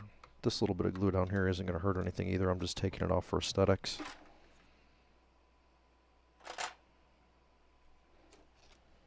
If I can get it off.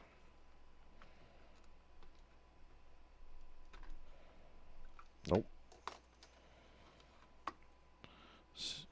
There's the white stuff. Should have left it alone.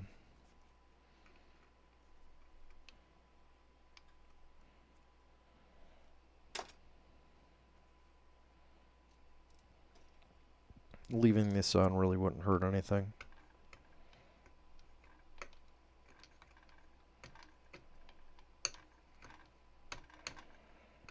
And I might leave that little bit down there. It's, as long as the big blob's not on there, it ain't gonna matter. Nobody's gonna see it anyways. You don't remove the glue around the input power, so we gotta take our screws out.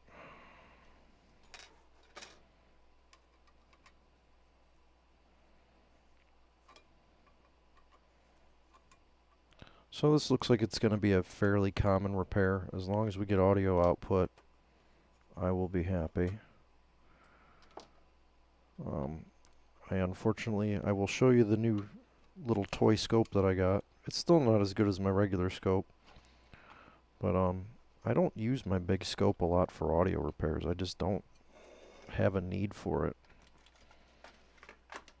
Only when I'm really trying to debug an advanced or really difficult circuit, I use that. The little ones are just good enough for audio type stuff.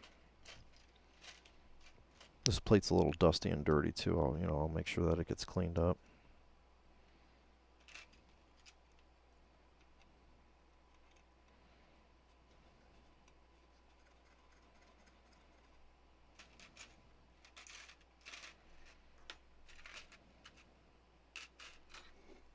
I know it started off with a washer, with a nut on there. There it is. Bounced out of the box.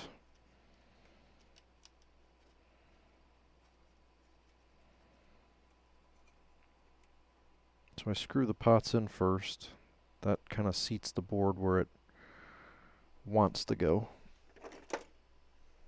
I need to get a nut driver for these too, because like these pliers really are not ideal. And these don't have to be too tight, but you know, snug them down. Preferably using a pair of pliers that won't snip and or slip and snip your hand. Alright, we'll turn those all the way down. Get our knobs back on.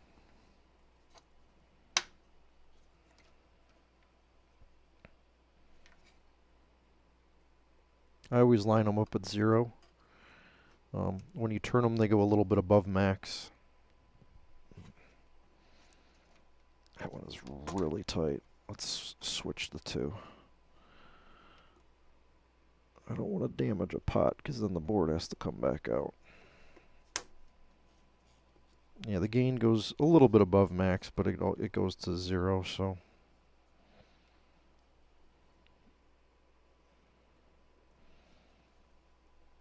I don't think anybody pays too much attention to that, but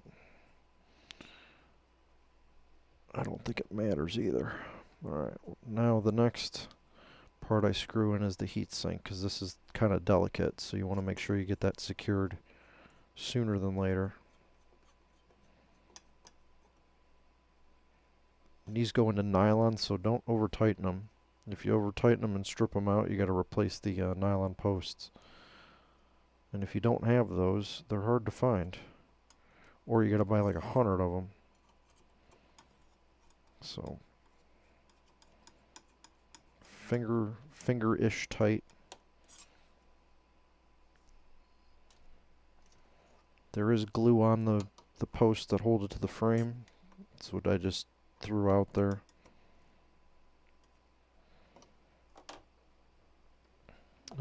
Now when I put this back together, a blob of silicone will go between the PDC board here and the heatsink. So that'll help stabilize the heatsink, and then I'll have a blob of glue here between the cap. I should zoom out just a little bit more.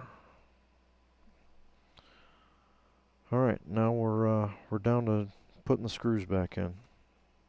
We'll screw the plate down, or the amp down to the plate, and then we'll screw the heat sinks on the FETs. And now, like, you know, as I mentioned earlier, you know, I'll keep an eye on Q5 on this. I'll probably end up doing it, just not today. But it's really easily accessible from the top, so I can put everything back together and do that later, no problem. And I've done enough of those on the live streams to where, you know, you can watch one of the previous videos if you want to see me replacing Q5.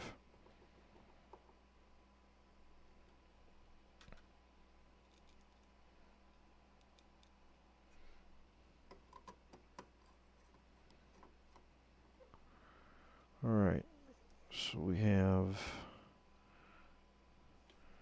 one long screw that did not need to come out. That goes in the end here to hold the little adapter plate up. Put that back in.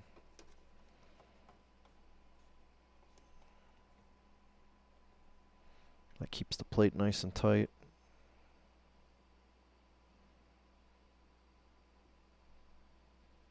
Looks a little warped there, but it's not. I think that's just an illusion. Alright, and last is our FET bridge. 2 center ones first, and then we work our way out. I'm going to move these resistors out of the way while I screw this down, and then I will put them back. You want to make sure that they clear this thing too, though. You don't want to short them out, so gotta be a little careful.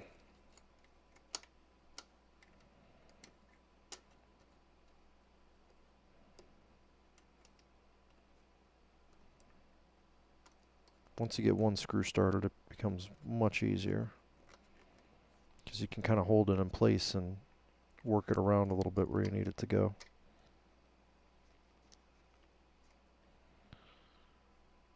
So we make sure it is not touching anything it's not supposed to.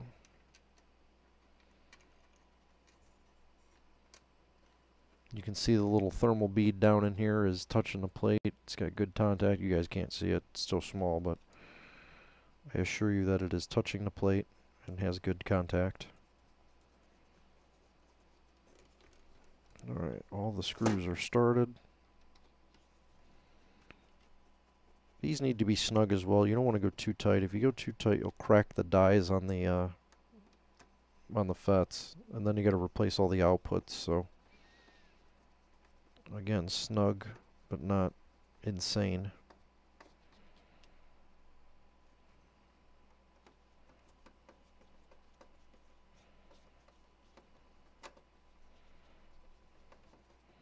And I do something new with these now, just as a precautionary measure. I put a drop of E6000, which is like a rubberized glue, on the exposed threads on the back. It just kind of, it's not as nasty as the like hard plastic thread locker that was originally used, but it does do a good job at preventing these screws from ever backing out. And the reason why I do that on these is because this is a metal bar, and right down here is all of your output power.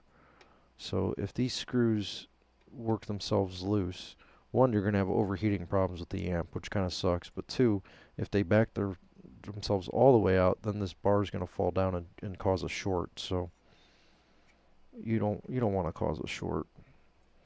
And I'm going to tweak these resistors a little bit to my liking.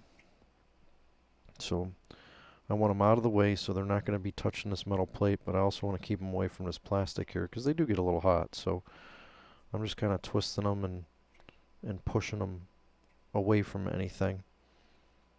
So they'll get plenty of airflow. That's not an issue. They're not touching the plate and they're not touching the plastic, so I think we're good there. And then I'm happy with that. So now all we got to do is connect up these and you will see what a job this is. So we got to start with the farthest ones that are way over here. And the only way to get them in is with tweezers. So the left negative is the one we start with. That is this guy here, left negative.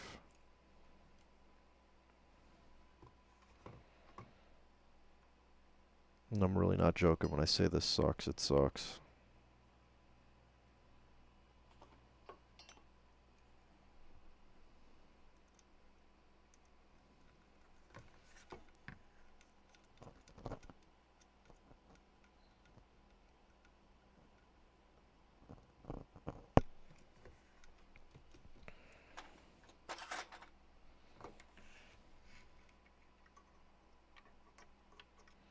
There's just no easy way to get in there.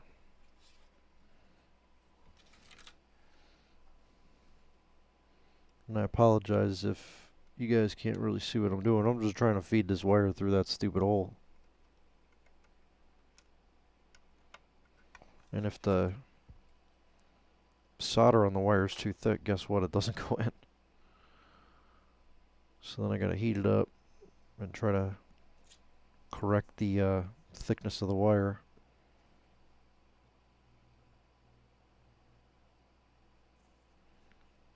And there's really no easy way to do that either.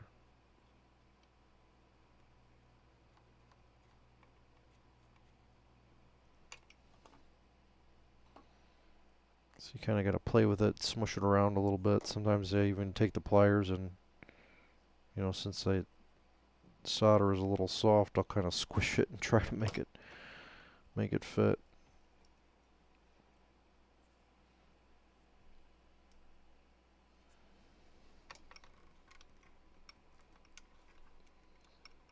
And you can't really desolder these because they're just pulled through the hubs too, or the lugs.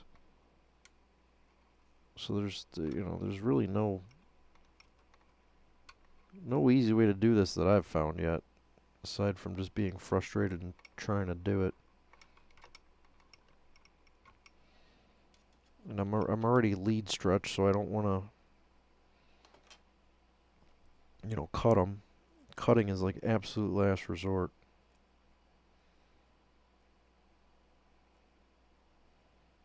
So I'll just work it by smushing it down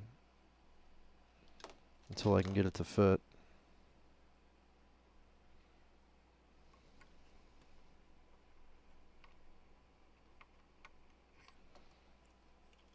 If I can't get it in there, I'm going to have to pull the plate again. So now you know why I don't like these wires. Just for the hell of it, I'll see if I can pull it out down here, but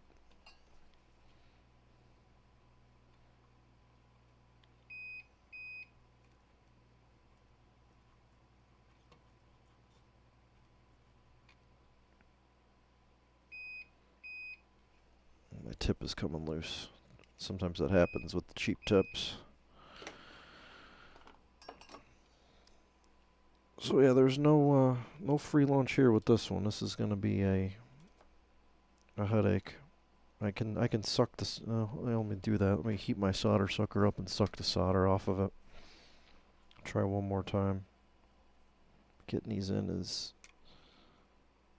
no bueno.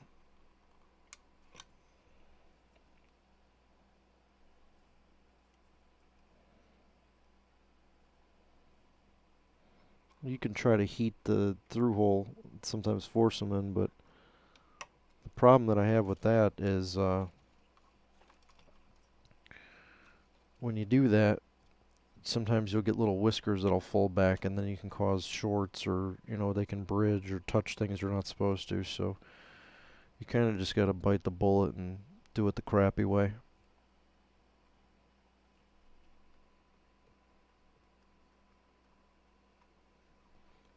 Now it does fit through these holes down here. All they had to do was make the holes just half a millimeter bigger.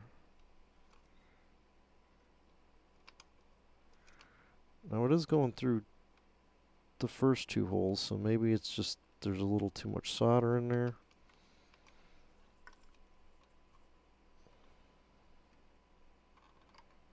Alright, it's going through 3 of the 4. I'm heating the solder sucker back up. It's got to be. Well, you know what? We can cheat a little bit too here. We just stick the tweezers down in there and ream it out.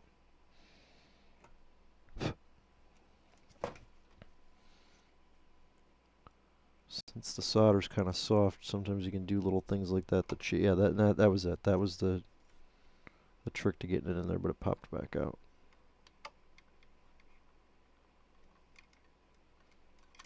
Totally dumb freaking design.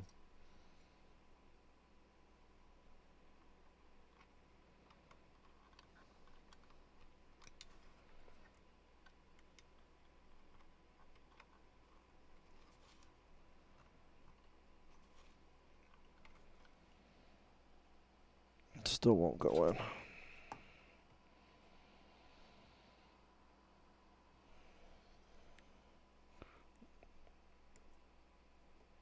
Ream it out a little more. Now you won't hurt that because the connection of this is on the top, so worst case scenario, I'll just pull the wires through and solder it directly to the trace. But it's asinine that this wire is that short. And I might end up getting frustrated enough to where I just rip the damn wire out and put a new one in there, but I really don't want to do that because I wanted to test the thing, but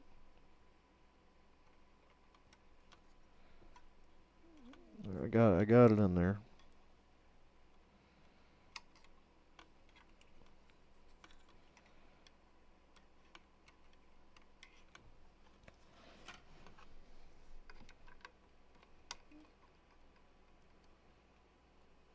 Alright.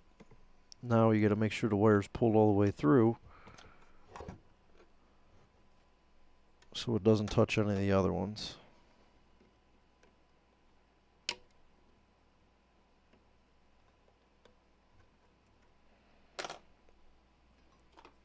pain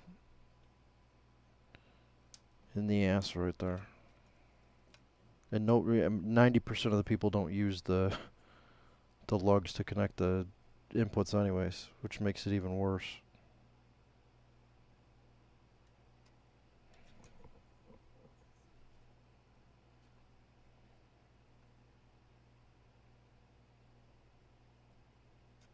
Big old gnarly solder blob, because I do not want that thing to fall out. But I mean, you can see how tight that wire is. It's just, I don't know, it's frustrating. Alright, right minus should be the next one. Check and see if it fits, and it doesn't. So I heated the solder sucker. We'll just suck the solder off. That does help sometimes. And in this case, it helped a lot.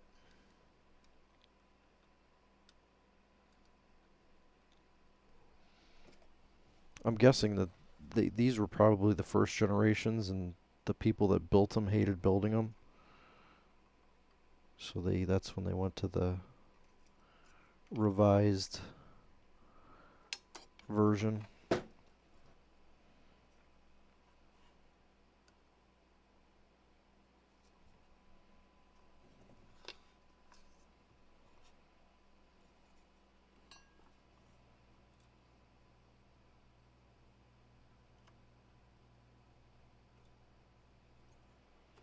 Alright, now that those two are in, it's kind of smooth sailing from here on out. The other two are a little more accessible. I am checking to make sure that they're in there properly, though. I don't want them to be bad or loose connections.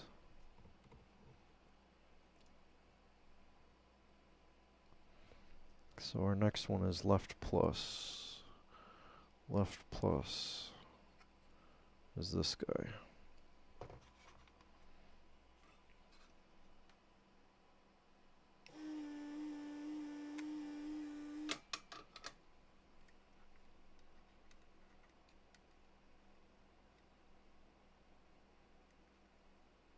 The last ones are pretty good. And I'm sure I've complained about this before, because I know I've worked on this type of amp before.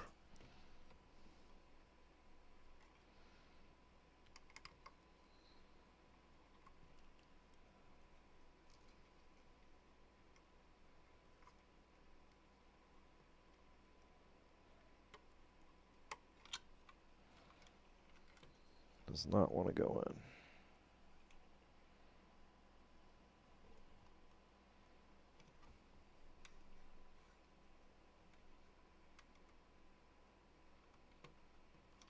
So I'm going to guess that hole's a little clogged, so I'm going to do the same thing, just use the tweezers to kind of push that residual solder out of the way.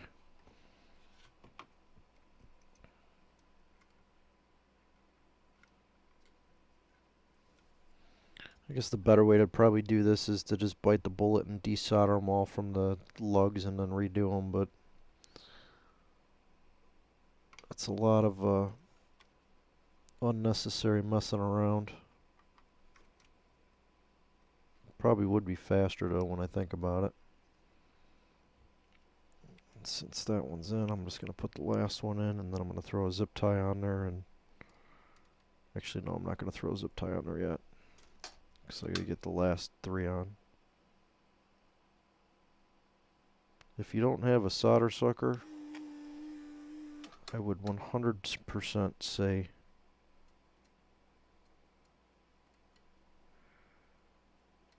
take those wires off.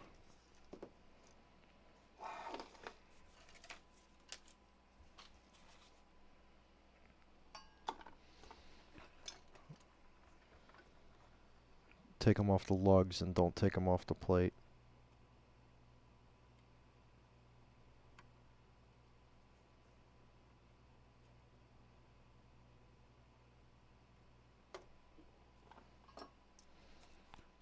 Alright, those four are in. There does not appear to be any areas of concern, but I'm going to double check. I thought this was going to be a quick video. We're already at 2 hours almost. It seems to be the case. And it looks good. I don't see anything, you know, worried about touching. I am going to pull the last one up just a little bit. Come on, phone. Turn the light off. There we go.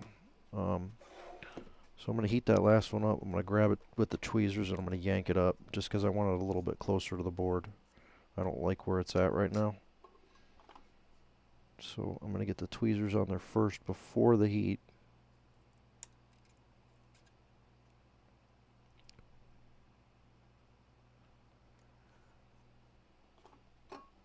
And that's just to take up a little bit more of that slack where the wires were dangling.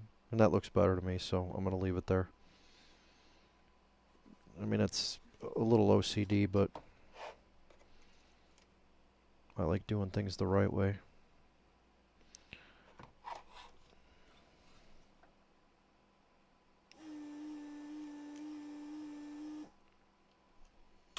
Just one of these look bad, so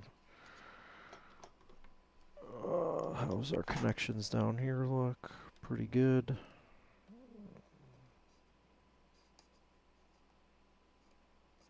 I don't like this one, it's getting redone.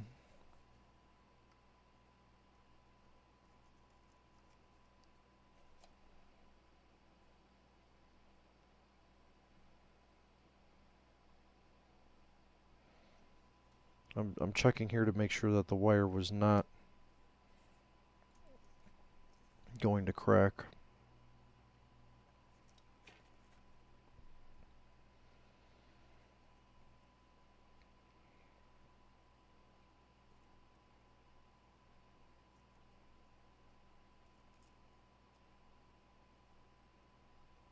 And as a precautionary, I just flipped it around. Alright, so right.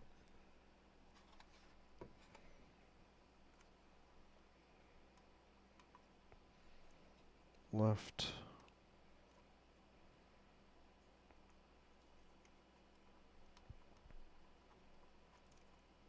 That's not going to cooperate, of course. One at a time. Right is first.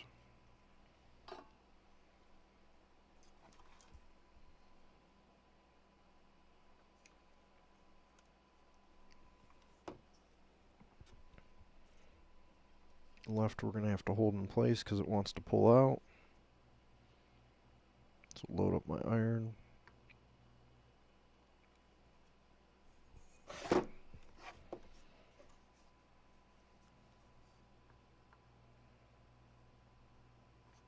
And it fell right out. Damn it. So you can backside of these too. I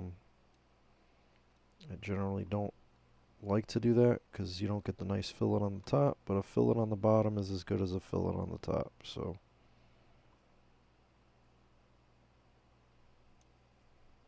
sometimes if the wires are fighting you and they want to, because they have like a curvature to them from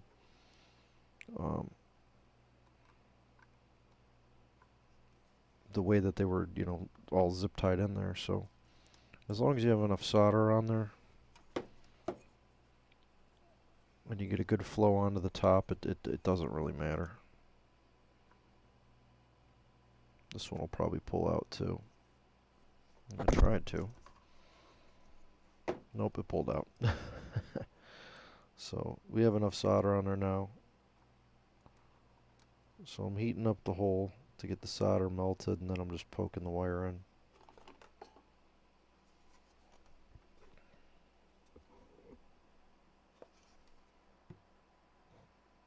And it looks good on the top. Good enough. Dare I zip tie these back together now? I'm gonna do it. So the wires are all in. We'll use a blue zip tie on this one. Use blue to mark it as a terrible rework of this. Alright.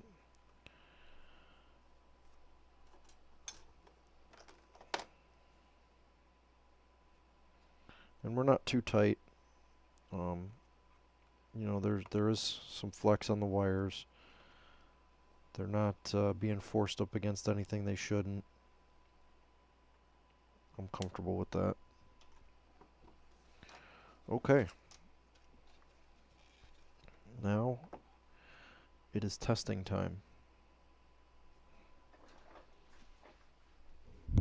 The favorite, something else I don't like is my desk drawers constantly rip my headphones off my head. I gotta find a better way to work with my drawers being opened. That's wonderful, made in China. My power adapter for my function generator just decided to come apart. I don't know why, but just it did. Just mash it back together and pretend that never happened. Can put my pliers away, I don't need those.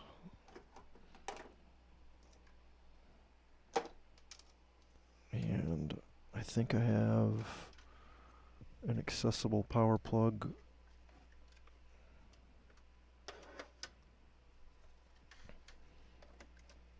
No, it does not fit. That sucks. I have a ton of plugs. I made sure I put extra plugs everywhere. It's just a matter of finding one that's open that I can reach.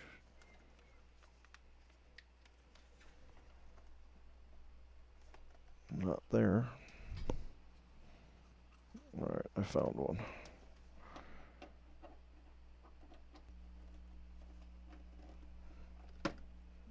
So I will tweak that a little bit too.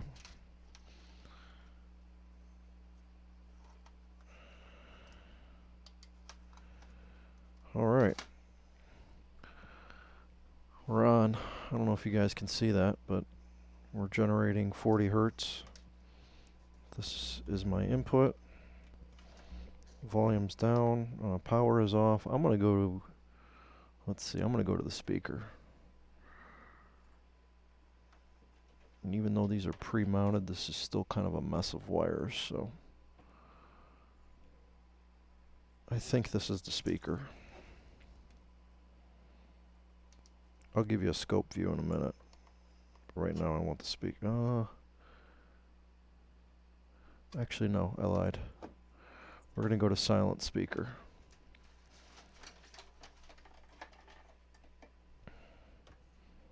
And the reason I'm going to go to silent speaker is because I have the scope outputs already hooked up to that, and all I have to do is just connect it in, if it'll reach.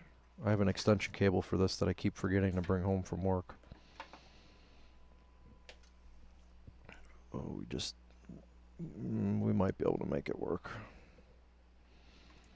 Alright, we'll try speaker first. Note to self that I need to move some wires around. I'm not worried about polarity right now, I'm only worried about audio. Alright, let's get our inputs hooked up.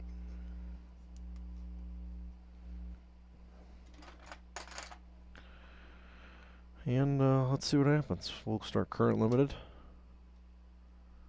No light bulb.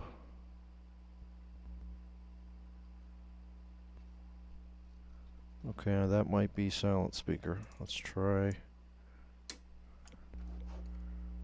the other lines.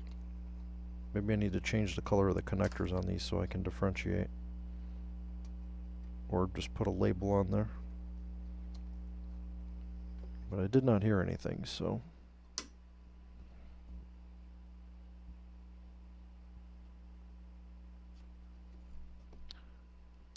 And I'm not hearing anything because I have no power hooked up. Can't generate sound if you don't have any power. I need to make these longer too. Longer power leads coming off my current limited supply.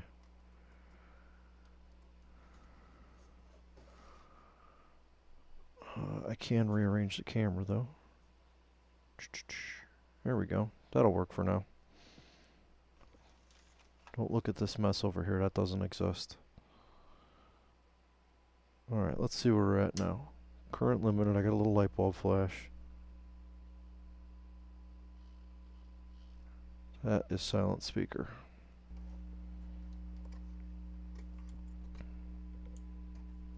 Let's go to real speaker.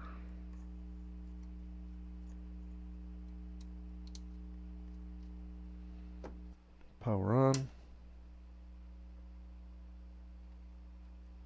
There we go.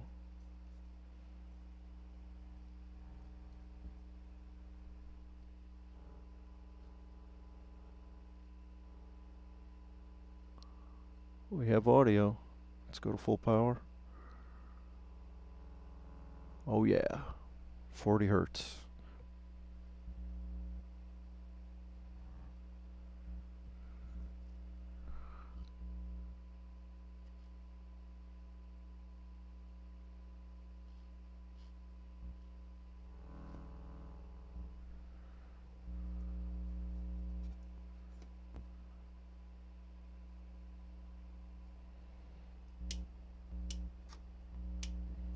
Phase switch is working. Gain.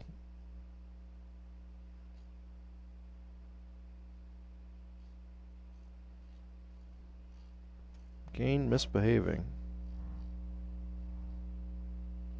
No, maybe not.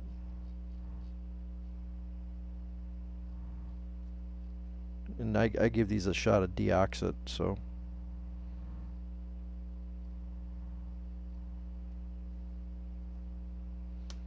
Check both our inputs. Right input's working.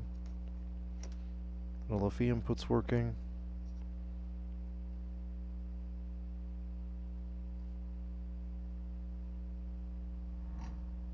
So that's kind of an interesting thing that's going on, which I'm gonna have to dig into. Let's see how hot Q5 is getting. We'll do the finger test. You shouldn't stick your fingers in here, but I'm just doing it to check it. Q5 is warm. I am getting output. Let's well, let me show you the little scope thing that I want to play with. And we'll look at output, and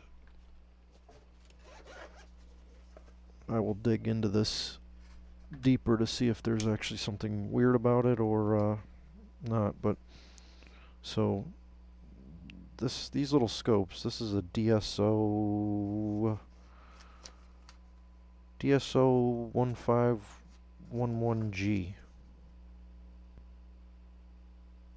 But these things are freaking cool. They're battery powered. They have a built-in function generator. Of course the battery's probably dead, but we'll try it anyways. No, powered up. It's got a nice little screen on it, nice display. Uses standard probes. But the cool thing, the super cool thing,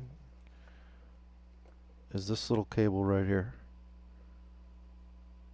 And that is a video output. So I can put that into a capture card and I can put the image of that right on the screen. That's what makes this thing freaking cool. It's rechargeable through USB-C. You can update the firmware through USB-C. And it comes with a little kickstand, which is kind of weird but cool. It's they're about $100, 120 bucks. But for a little, you know, nerdy tech scope, these things are pretty freaking cool. So I'm gonna put in the silent speaker there, and I apologize that I can't get it on the screen yet, but I'm working on it.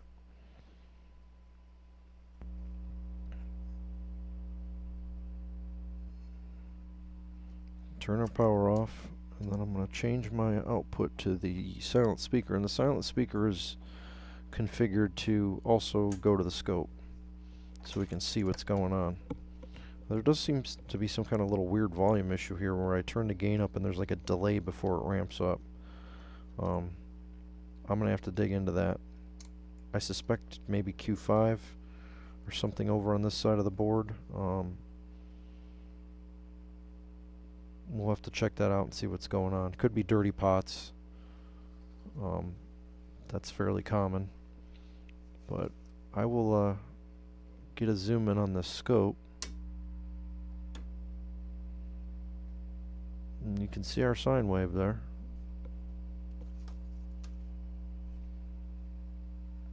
See that ramp up like that? That's what I'm talking about. That's weird. So volume's all the way down. Now I'm doing slowly turning it up. Now I'm not touching it and it's ramping up on its own.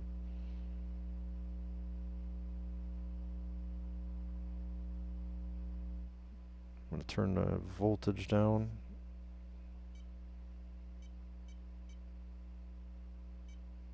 I got to figure out how to run this little thing. Let's see, volts. There we go. 5 volts per division.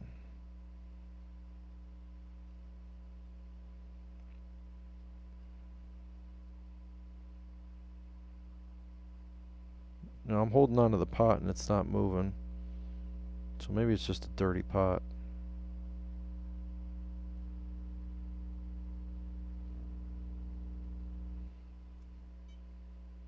Volts, we can crank it up. Yeah, it's growing on its own right now. I'm not touching it, so something's a little funky with that. Keeps getting bigger, and now it went smaller. Could be current limiting.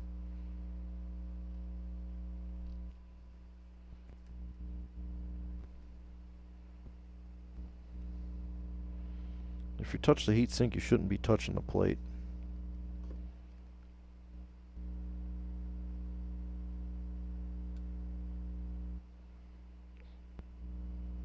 Something's getting warm in there.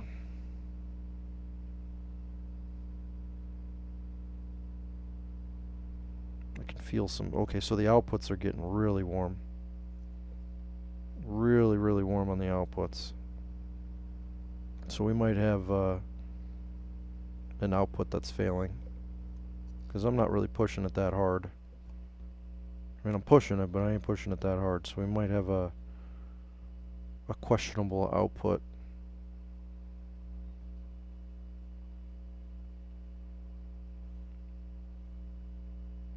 You know what that means? That means the plate needs to come back out.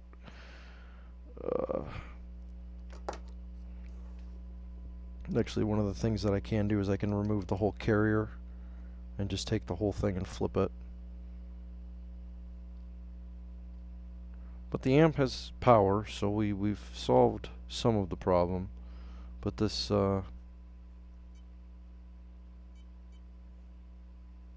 this auto increasing volume is a little bit of a concern to me, so something still is a little bit funky. I'm gonna put the volume at a lower level and just kind of let it chill for a few minutes, let it cool down.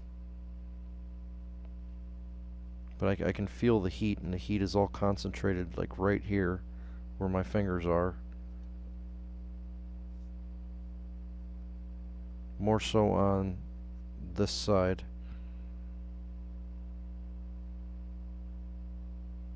So I'm thinking we have a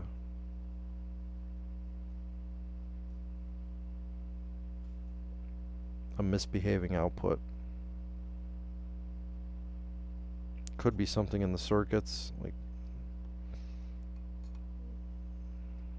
I really should get a thermal gun. I'm just checking to see if anything on these transistors is in, because these are the drivers for that circuit. Nothing feels out of whack. I don't see I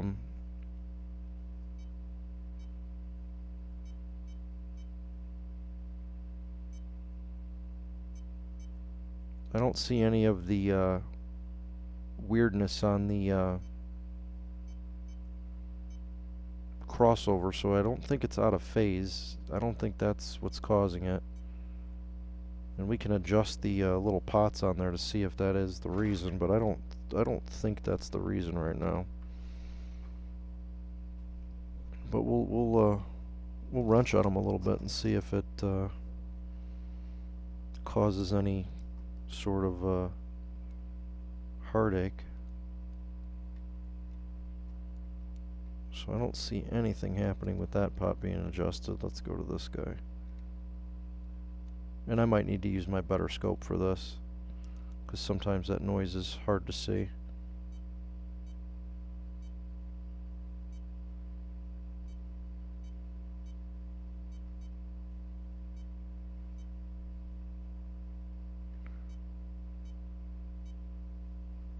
So usually you'll see a little bit of hashing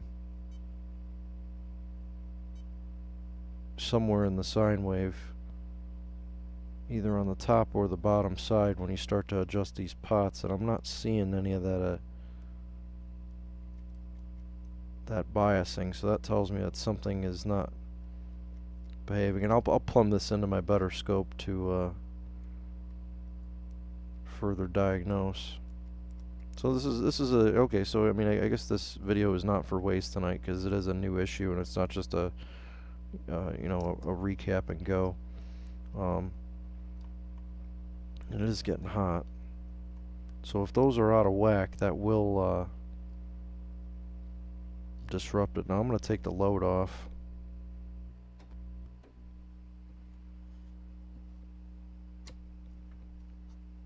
And sometimes you can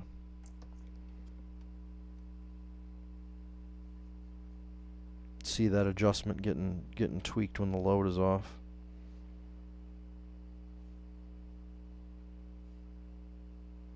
Still quite warm though, a lot warmer than average operation would be. Let's see if this scope will pick that up. I don't remember if it'll show itself without a load. I'll have to get a known good working amp and pipe it in there to see, but we're going to try.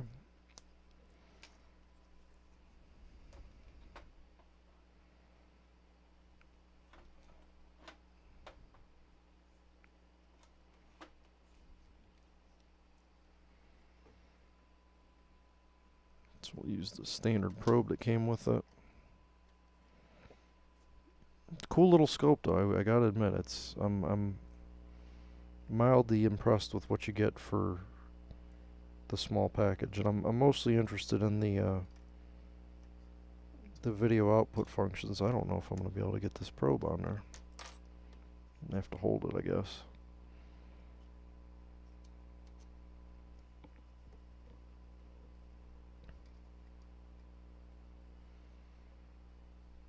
Let's go full power back on. Volume is all the way down right now. I'm turning the gain or the low pass all the way up. And now there's no load on the outputs right now, so if there is going to be any of this like noise hashing on here, we should be able to see. Yeah, okay, so now you can see the bottom's getting kind of funky. Oh, you guys can't see it. There. You can see right down there, it's getting kind of funky.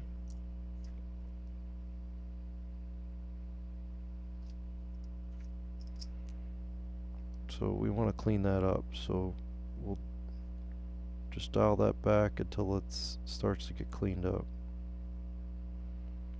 And that looks way better. We can go all the way to the other extreme and it starts to rehash the noise, so I'm sure there's a better way to do this, but I don't have a service manual, so I don't know. So yeah, now it's starting to get crazy on the top, so we can... The way that I do it is I dial it in until you see that noise, and then I start to bring it back until it goes away. And then I go a little bit past that, and that seems to be a pretty good spot.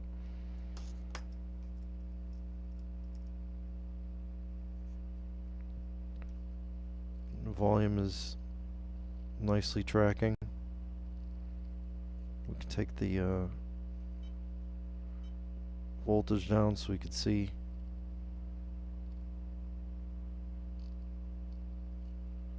So this does, you know, this little scope does have some limitations. I think the limit is 10 volts per division.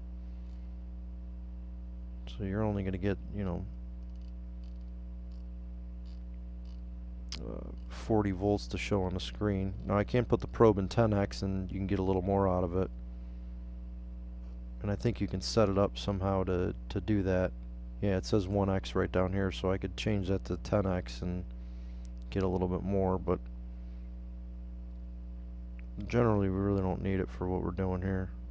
I'm just trying to, so I can see that it's changing itself as I turn the volume up, and now it kicked itself almost to nothing. So there is some sort of a, there it goes.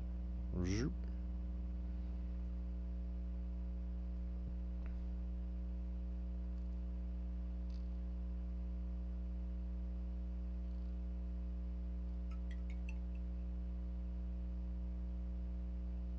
I'm not turning the knob right now, and that just shot up into space. So something's a little funky on here. I suspect it's an output. If it's not an output, it's going to be Q5 feeding this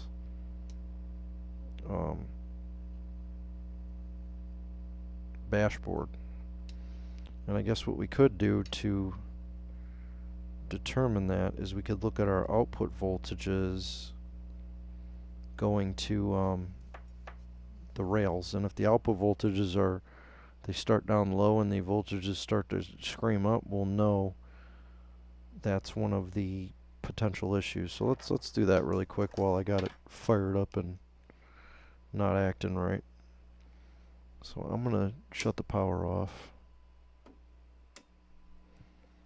just while I'm connecting up this probe. I'm going to put one side on one side of that resistor, and I'm going to put the ground over here. And the cool thing about this little scope is it's battery powered, so it's fully isolated. So it's it's a lot safer than using a standard wall plug-in scope. You don't have to worry about shorting anything to ground or anything like that. Now you do have to worry about grabbing a little lug on the top. You know, you could get a little zing from that, but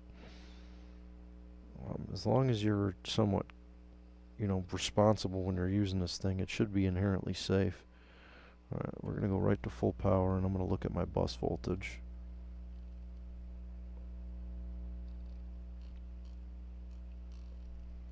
And I am getting nothing.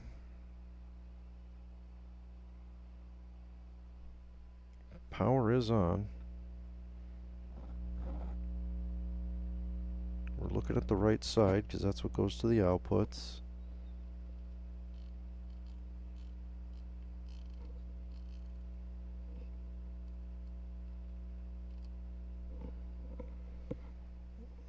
Let me shut that down and put a load back on it.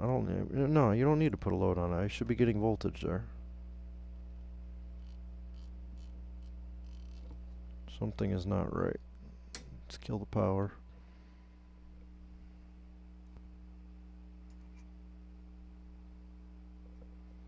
Make sure that we're connected on there.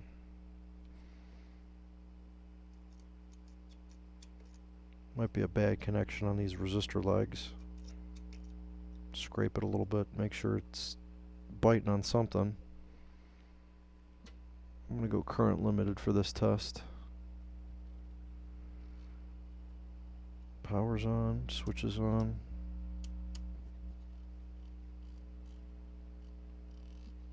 I'm getting nothing, so maybe we killed it. I mean, we didn't kill it, but it's dead. I'm gonna try, let's zoom out just a little bit. Try a couple more things before calling it a night, and then we'll have a diagnostic session on this thing. See, I told you I jinxed myself in the beginning of the video. I should have kept my mouth shut. I do that every time. I'm gonna look for our 5 volts.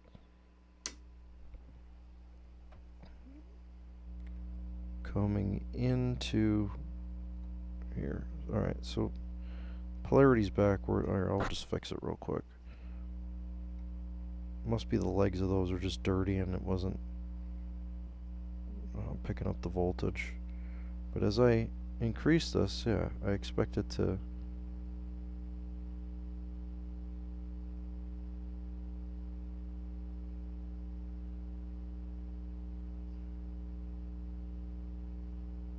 the voltage should track the volume.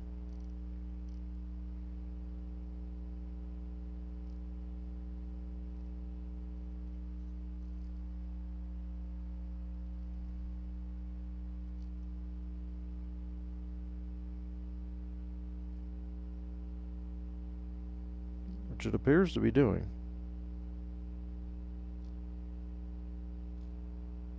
When I turn the volume up, the voltage feeding the rails goes up.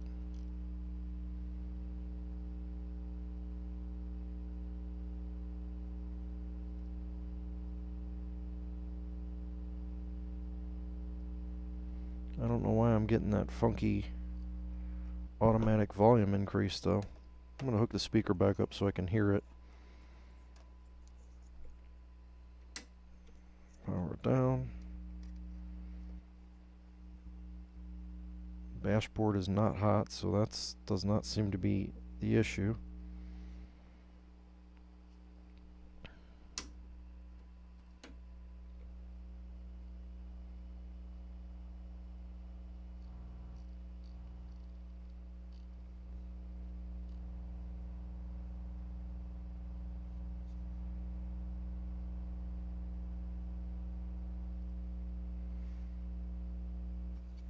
And over by the little temperature bead, it's not that hot. It's hot on the left side.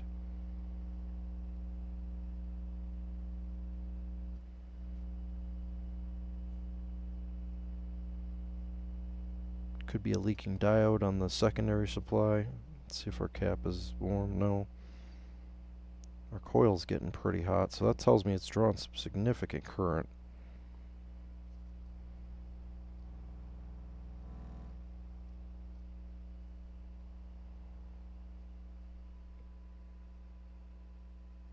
I'm going to go back to the silent speaker because I can't be running a woofer at 2 in the morning. Come on, get out of there.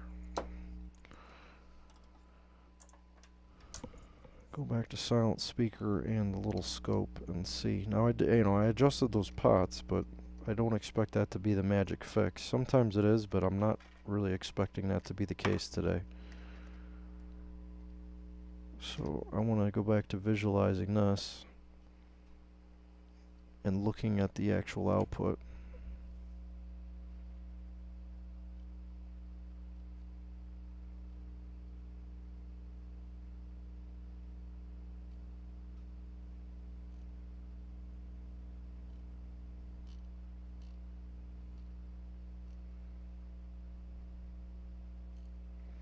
The 40 hertz is kind of a torture test on this amp too. I mean, I know they go down that low, but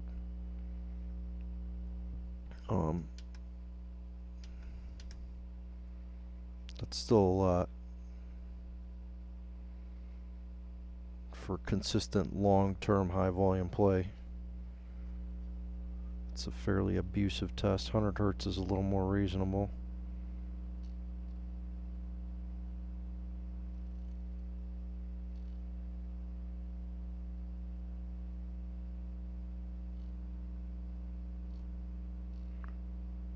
And the reason that it's dropping back down is because there's anti-clipping circuitry built into this, and it's limiting it so the excursion of the woofer doesn't exceed the specs of the driver. So that when I crank it up and it snaps back down, that's pretty normal behavior.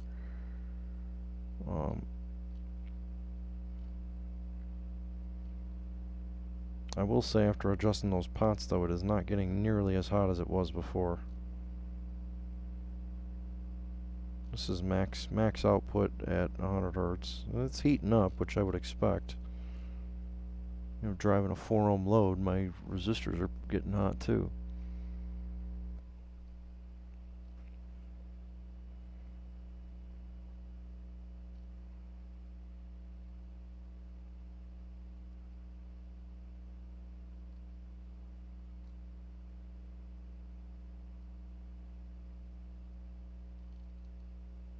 It's possible the bias is way out. I tell you what though, what I am gonna do is I will make this a 2-part, and I'm gonna compare it to another known good sub 12. I want to compare to peaks and make sure those are good. Make sure the outputs are good, because the left side of this amp is still getting warm. And when I say the left side, where's my little plastic poker? So there's a couple components down here. So you have the switching transistor for the secondaries, you have the diode, and then you have 2 sets of outputs. One for the high part of the sine wave, one for the low. And you know, I could go through the circuit, it'd be easier to explain, but these 4, each one generates part of the sine wave. So one generates the up part, one generates the down part, then one generates the low part, and one generates the other half. So, and then it's all put together.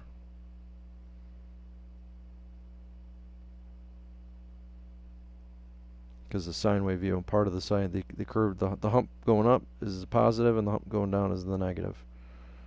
So when the hump is positive, your speaker's going out, and when the hump is negative, your speaker's going in.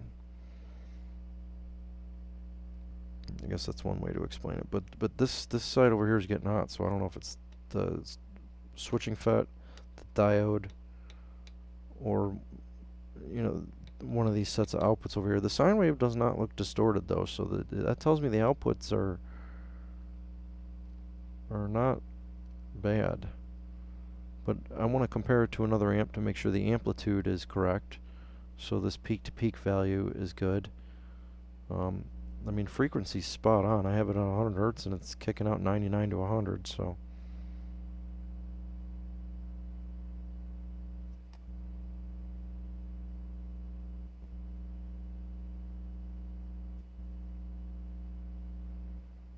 It seems to be getting hotter by these two right here. So the one to the left is warm, the ones to the right are warm. I don't know, it's hard to say. It's really hard to say. I don't have a thermal camera, so. But it appears that the rising volume issue is no longer present. So adjusting the bias on there has corrected that.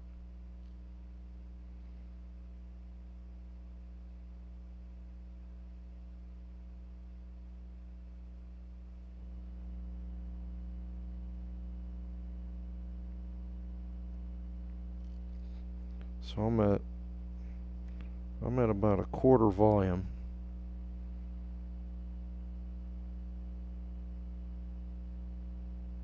And at a quarter volume, this thing's getting hot.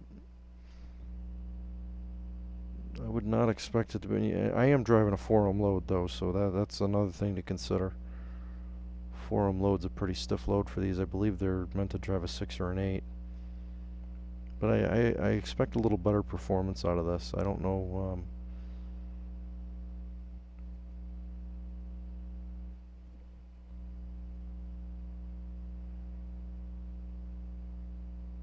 Why I'm not getting it. I'm at about a quarter volume.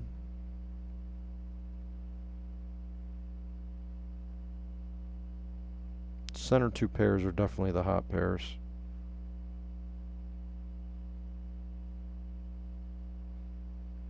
The thumb test is showing that these two are getting hot. I mean, everything else is getting hot too, but that could be the heat spreading out from that, so it's kind of hard to say. One thing we could do is, let's do that real quick.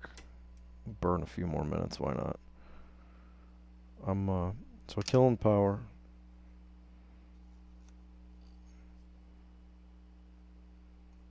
And, actually, what time is it? It's 2:30. Maybe I won't do that today. What I'm going to do is I'm going to pull this bar off. I'm going to pull the devices off the heat sinks, and I'm going to individually check to see which one's getting hot. One of them will get hot before the others, and that'll kind of allude to maybe a device that's possibly failing. It seems odd, but I can't really think what else it would be. Like, we have good output voltage. It tracks with the volume, which it's supposed to do. The sine wave is nice and clean, so the audio coming in and going through the system is good. The power's good. I don't know if our voltage is good though. And yeah, I'd like to look at that again actually. Let me get my probes back on here.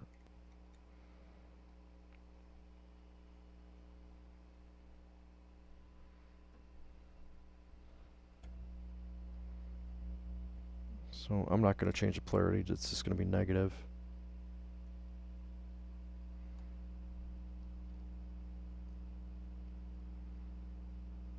So it looks like we're not getting over 22 volts. I expect that to be a little higher.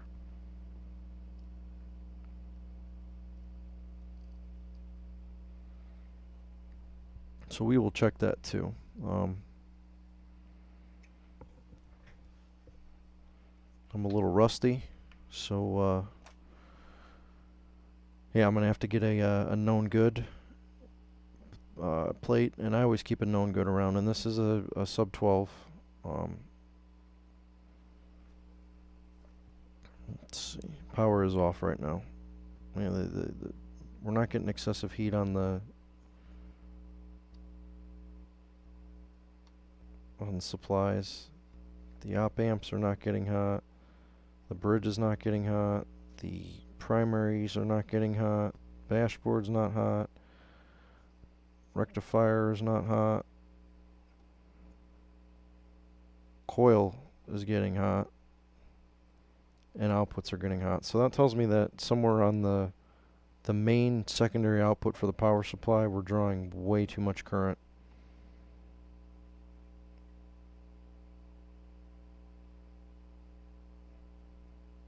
Could be something as stupid as, you know, driving too much of a load. I can reduce the load if we need to. I can drop it down to 8 ohms. Something is a little bit funky.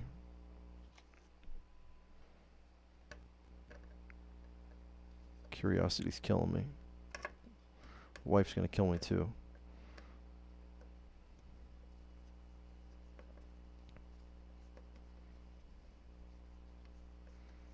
I'm just gonna pull the bus bar and just do a quick feel.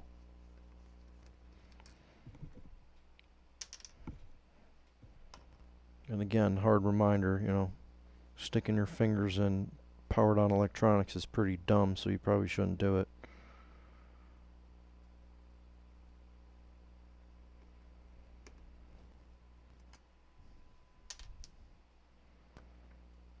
But I need to see which one of these is getting hotter than the rest.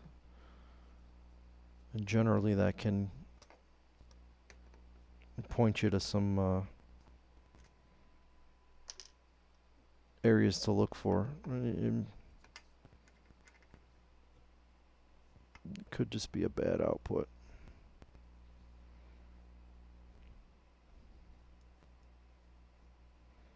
I'm being pretty careful not to drop that in there right across the bus. Over on this side, you're okay. It's over on that side that you gotta... Oh, I found my plastic pointer. But this side over here, on this specific plate, is where your power is, and then it comes over through here, through these little jumper resistors, and then it feeds the outputs. So this is one of them.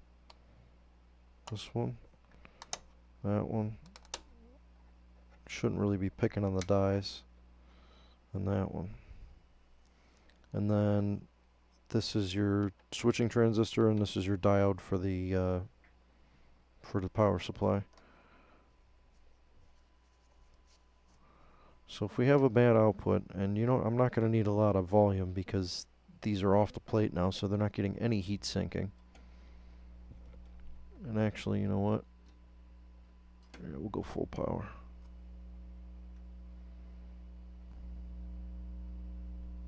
Oh, let's power our scope on.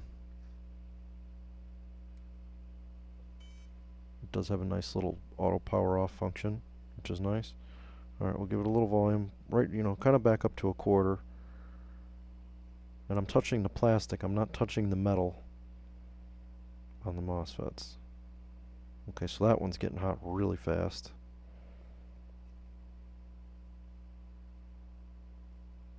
That one's not too bad. And this one I can't really get a good feel on. So I'm going to push him back a little bit. And so it's definitely the second set. Ooh, yeah, that's burning my finger.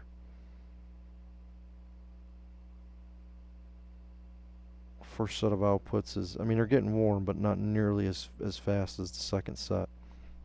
Like that's screaming hot really quick. So Q20 and well, here, power's off now. I can stick my hand in there. Warm, really hot. Ow. Warm, and really hot. So Q19 and Q20 are the problem childs. So what we'll do is we will dig into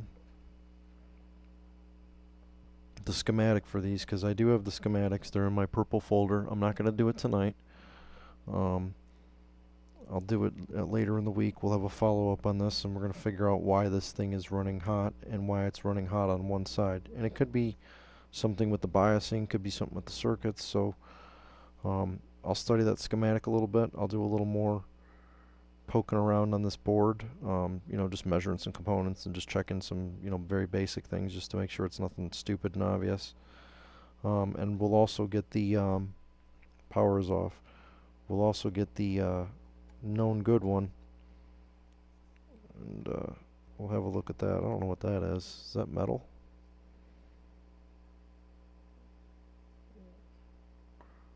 Okay, that was weird. There's like a little piece of metal on the, looks like drip solder or something. That's not anything I did, but it was on the board. I don't know if that was causing an issue or not, but that was weird.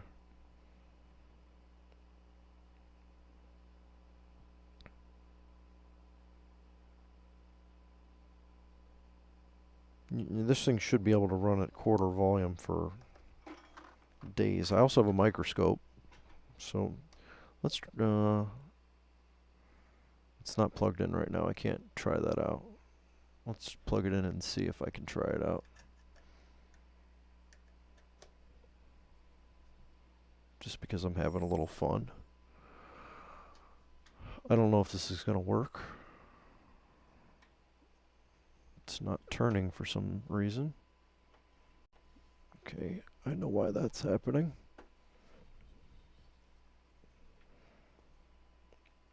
But I have a microscope that we can use to get some close-up shots, or at least attempt to get some close-up shots. I don't know if it's going to activate, but I'm going to try.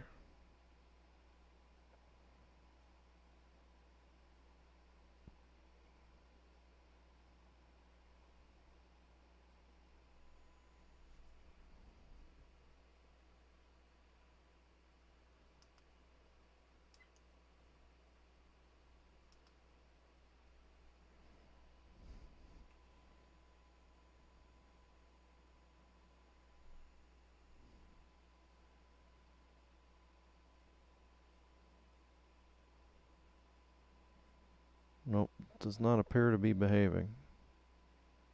It'd be cool if we could get in there and look in there. So I'll have to play around with that and figure out why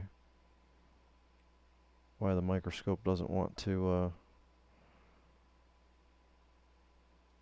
Let's try that.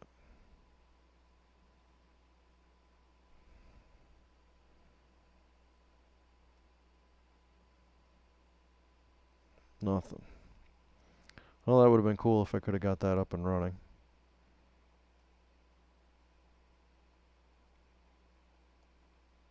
I'll play around with it. Like I said, I'm still trying to get all set up and get this stuff figured out. So, oh wait, there it is. Sweet.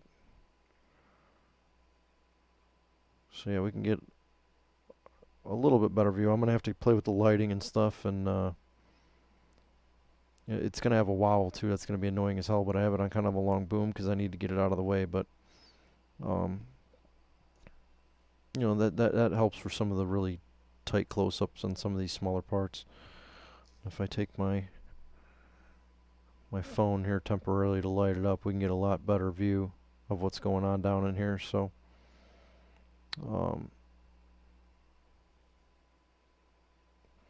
yeah, so Q20, this guy right here, and his complementary pair are the ones that are getting hot. So we'll look at the schematic on that, and we'll try and figure out what is going on and why. It appears everything else is somewhat functional. Just on the output side, it's like the last little area that we need to look at. I'm also going to try and figure out, I think this is a bias adjusting port, to be honest. I think that's something they use at the factory. I'm pretty sure the other plug is for the LED. So I got to look into that. Maybe I can find something on that.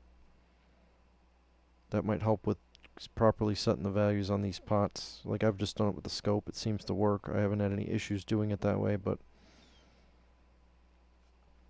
alright. Well,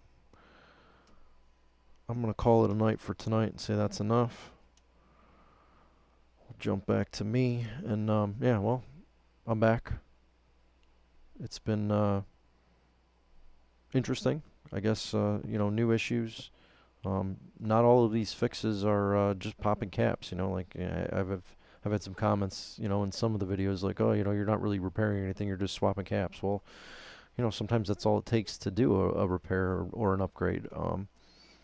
But eventually, we do run into problems. We've seen it before, and some of these things just have weird random issues, and part of the fun is, first finding those amps that don't behave and then figure out what's wrong, because and eventually somebody's going to have an amp that has the same issue, and another technician, or they're going to try and fix it themselves, and maybe they can use this as a reference and say, oh, hey, this is why my amp isn't working, and now I know how to fix it. So it's more for education.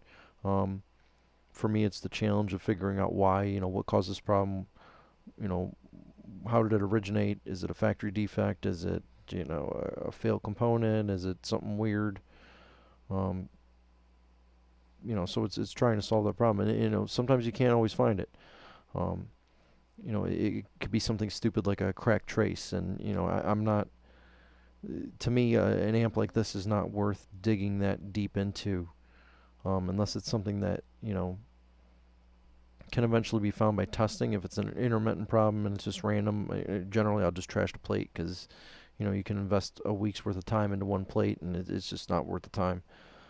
But it is fun, when you get these challenges and trying to solve them and work through these issues. So we will continue this one later this week, and hopefully we can use another amp, and we'll get some metrics and find out what's not behaving and try to figure out why. So hope you guys stay tuned. Remember to like and subscribe. You have questions, please put them in the comments. I'll try to answer them. And if you're on the list, don't worry. I promise I'm going to eventually get to you. So that's it for tonight. Thank you for tuning in, and I will see you soon.